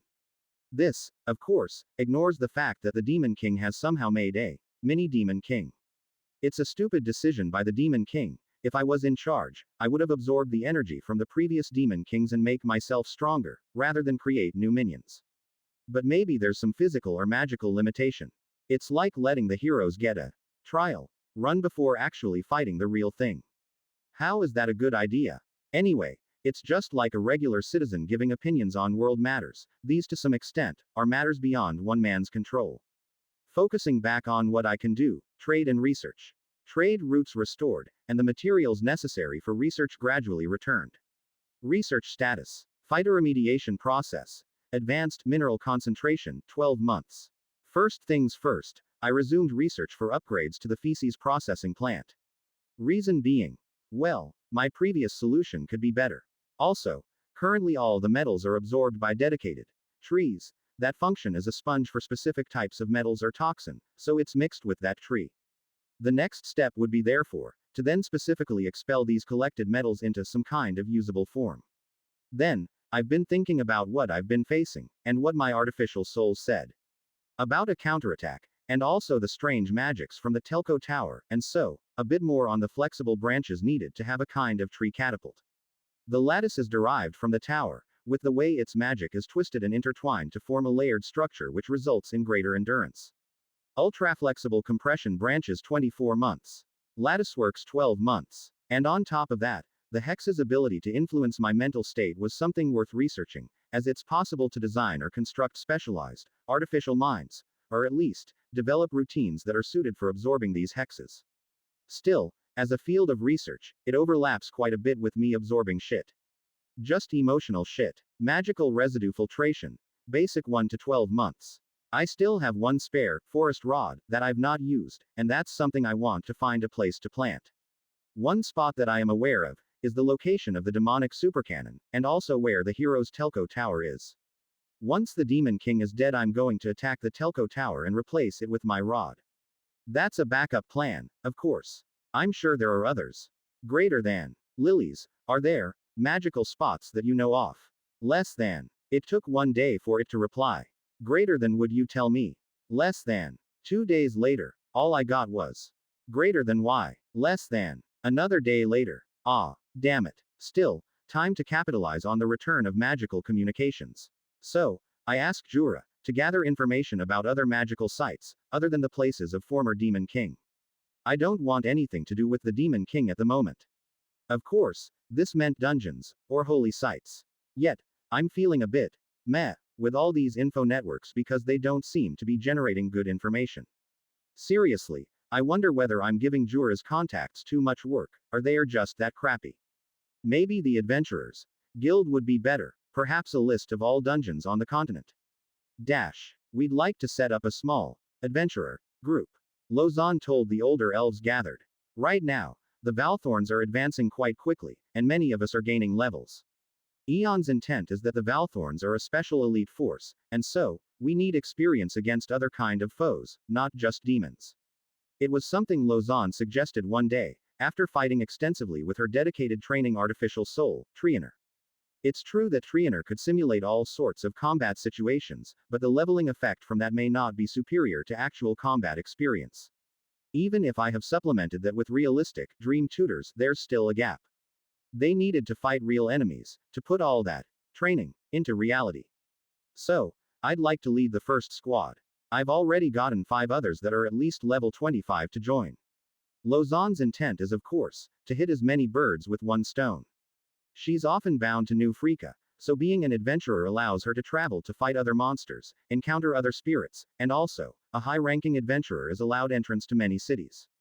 It's a formalized recognition of her levels.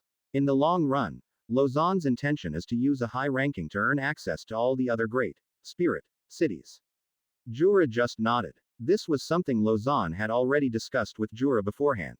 It was really for the wider Valtrian Order leadership team. In practice, Lausanne could do whatever she wanted and she'd get away with it. My intention is that if it works, these 5 that are with me will go on to lead their own adventurer squads. The political aspect is going to be touchy, wouldn't it? Madeus asked Jura. I thought there are some restrictions about quasi-military institutions setting up or sponsoring adventurers. Just formalities, really. Jura said. The squad can still function as a team of adventurers, and the team needs to be briefed about which country are going to accept recognition as adventurers, given their connections with the Valtrian order. The mages, guilds won't share high-tier resources and knowledge to politically connected adventurers. They never shared anything to anyone from outside their hometown anyway. One captain opined. We'd have to open up access to our dungeons to the foreign adventurers as well, then. Madeus then asked. We don't have any, but yes. It's something I'll have to handle through the council. Jura said. There will be some opposition, but given that Eon is also supporting this, they probably won't ask too much. As a policy, my beetles mostly focus on demons. If there are life-threatening emergencies, then only my beetles will intervene against the native monsters. This is partly to maintain some semblance of work for the Adventurers Guild. But then again, my beetles also have a limited range thanks to the Demon King, so there are threats that need specialized help of adventurers. The Merchants Guild Regional Coordination Center also is a big source of escort work for them. After a bit of back and forth about the political impact, which Lausanne just had to endure, eventually all of them agreed to it. Well, agreed then. Perhaps we can meet with the guildmaster of the local chapter to take this further. Well, the next day, a middle-aged man came to the Valtrian Order's offices. Council. The man tipped his hat, placed it on a hat hanger and then sat on the chair, his arms wide and posture slightly slouched. There's only Jura and him in the room. Jura smiled. I see you're already comfortable, Garrosh. Wine. Jura offered. I had a special blend made, mixed with our special herbs. Sure. Garrosh took a glass and sipped on it. Could use some with the stupid shit that goes on. People problems are like that. Jura had a sip too. Lausanne spoke to you. She did. Garrosh finished the glass, then he leaned forward. And I told her I'll think about it. The answer has to be a yes, you know. Jura offered another glass. And I'll lose my job if I don't. Garrosh took a second glass. Well, in terms of pure combat competence, Lausanne's up there, probably close to the best of my adventurers. But the regional adventurers guild are going to kick up a fuss. But you will ignore them. Jura just smiled. Garrosh laughed. Damn right. I've always wanted to meet Eon. So that's my price. Bring me into the deep woods, past the strange magics that swirl around it. Jura finished his own glass. I see you've attempted to find Eon. Garrosh took the role of the guildmaster about 2 years ago, and well, despite being mostly a guildmaster, he's quite obediently stuck to the rules of New Freaka. Still, he occasionally did try to sneak into the woods. Jura just looked at his glass, and then back at him. I'm still an adventurer at heart, and you know I've been itching to see it ever since I came to this place. The stories I heard from the older folks, before the deep forests were wrapped in a thick mist really interest me. Ever since the druids did what they did, my inner body is always shielded with mist-haunted forests. It'd be a disaster to me if a druid could somewhat get his way to my main body and attempt another ritual. I was prepared for this. Ivy and Jura have both vetted Garrosh's intentions, and so, I'm quite comfortable with him coming to my main body. I also have other preparations in place, if Garrosh ever tries anything. But it didn't need to come to that. The very journey through the woods, with all the ghosts and soul harvesters roaming about was enough to intimidate him, and he froze when he saw my main body. This is it. Well, I'm massive. As a tree, I tower high up above the rest of the valley, and due to my camouflage and mist skills, that envelops the entire forest of trees that I am unseen. Lately, I also have other giant trees in the forest, which help act as a distraction and diversion. He froze, and he stared at me. Well, Jura nodded. He's used to the sight. I will go now. The middle-aged guildmaster said. Hello Garrosh. I decided to speak directly into this head. Somehow, that caused his legs to buckle, but he quickly regained his composure. Quote. Eon. He asked. Yes. I will go now. Jura happily escorted him away, and apparently, he spent that day sleeping. Why do they react like that? I think your voice has gotten more complicated recently. It's almost as if you are multiple people talking at the same time, and there's a greater pressure in your voice.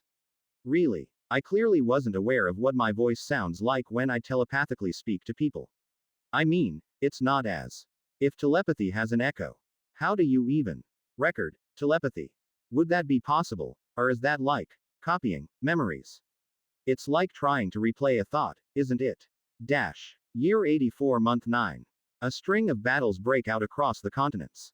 The Demon King has landed on our shores. It's probably headed for the former Demon King's place, and so, that's not good news.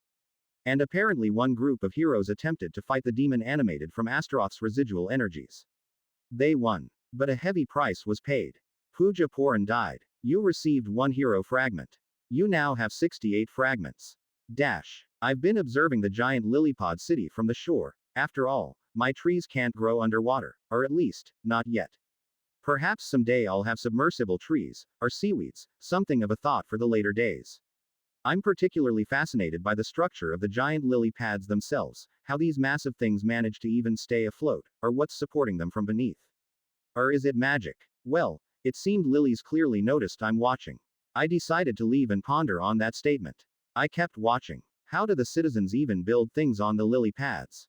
The lily pads are clearly quite thick, so thick that the citizens must be able to drill or hammer some foundation into it, to support the tall stone and wooden structures. The highest of them are at least 10 stories tall. The lilies themselves are not entirely stationary, they drift a little, and so the bridge that connects the various lily pads are usually based on some kind of magical string or ropes which can somewhat stretch. The dark, murky waters, are they magical? Or are there monsters lurking in them? Despite it being a lake, there's very little fishery activity going on, though I do notice some people fishing. Curious, I put another tree closer to the entrance, on the lake's shore. Perhaps some of the travelers or passers-by would somehow reveal something greater than is there something in the lake. Less than I tried my luck. The lilies are quite secretive in a way, or maybe I haven't figured out the trick to communicate with them properly. It's really a communication gap. What? Okay. That was 2 days later. I realized I didn't plan my meeting with another tree spirit well enough. What should I ask it? Or them? Lausanne and gang finally had their first few adventurer missions, hunting some monster wolves and stuff. The retreat of the demons meant the return of native monsters, and they really don't get along. If I were to put the world into factions, I'd probably make it into a 3 kingdoms kind of situation. The demons, the living mortals, and the monsters, all with their own gods. Fun for them, because for one, they get to wear adventurer gear and not in the usual Valtrian colors. In fact, Lausanne had so much fun she came home and talked for hours about it to her mom. Perhaps it was that whole field trip kind of effect. Just a group of young kids on an adventure, without adult supervision. In a way, it's rare for Lausanne to go so far without a captain, or Yvonne, or any of the older Valtrian Order people around.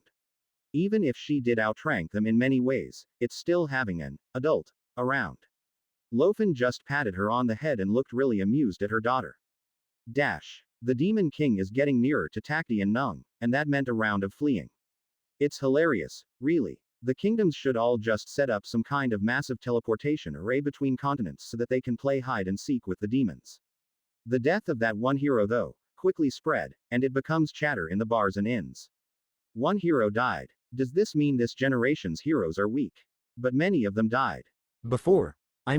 Many don't really know how many heroes there are. They don't get fragments to track, and the past heroes didn't really talk that much with the natives, so eavesdropping on the chatter is amusing. I wish more of them die. After the Demon King is killed. When the Demon King is killed. These kind of chatter would probably make Mila or Alexis feel depressed, but hey, that's what happens when one is reincarnated as the pawn of the gods. Some of them are making the journey to me, again.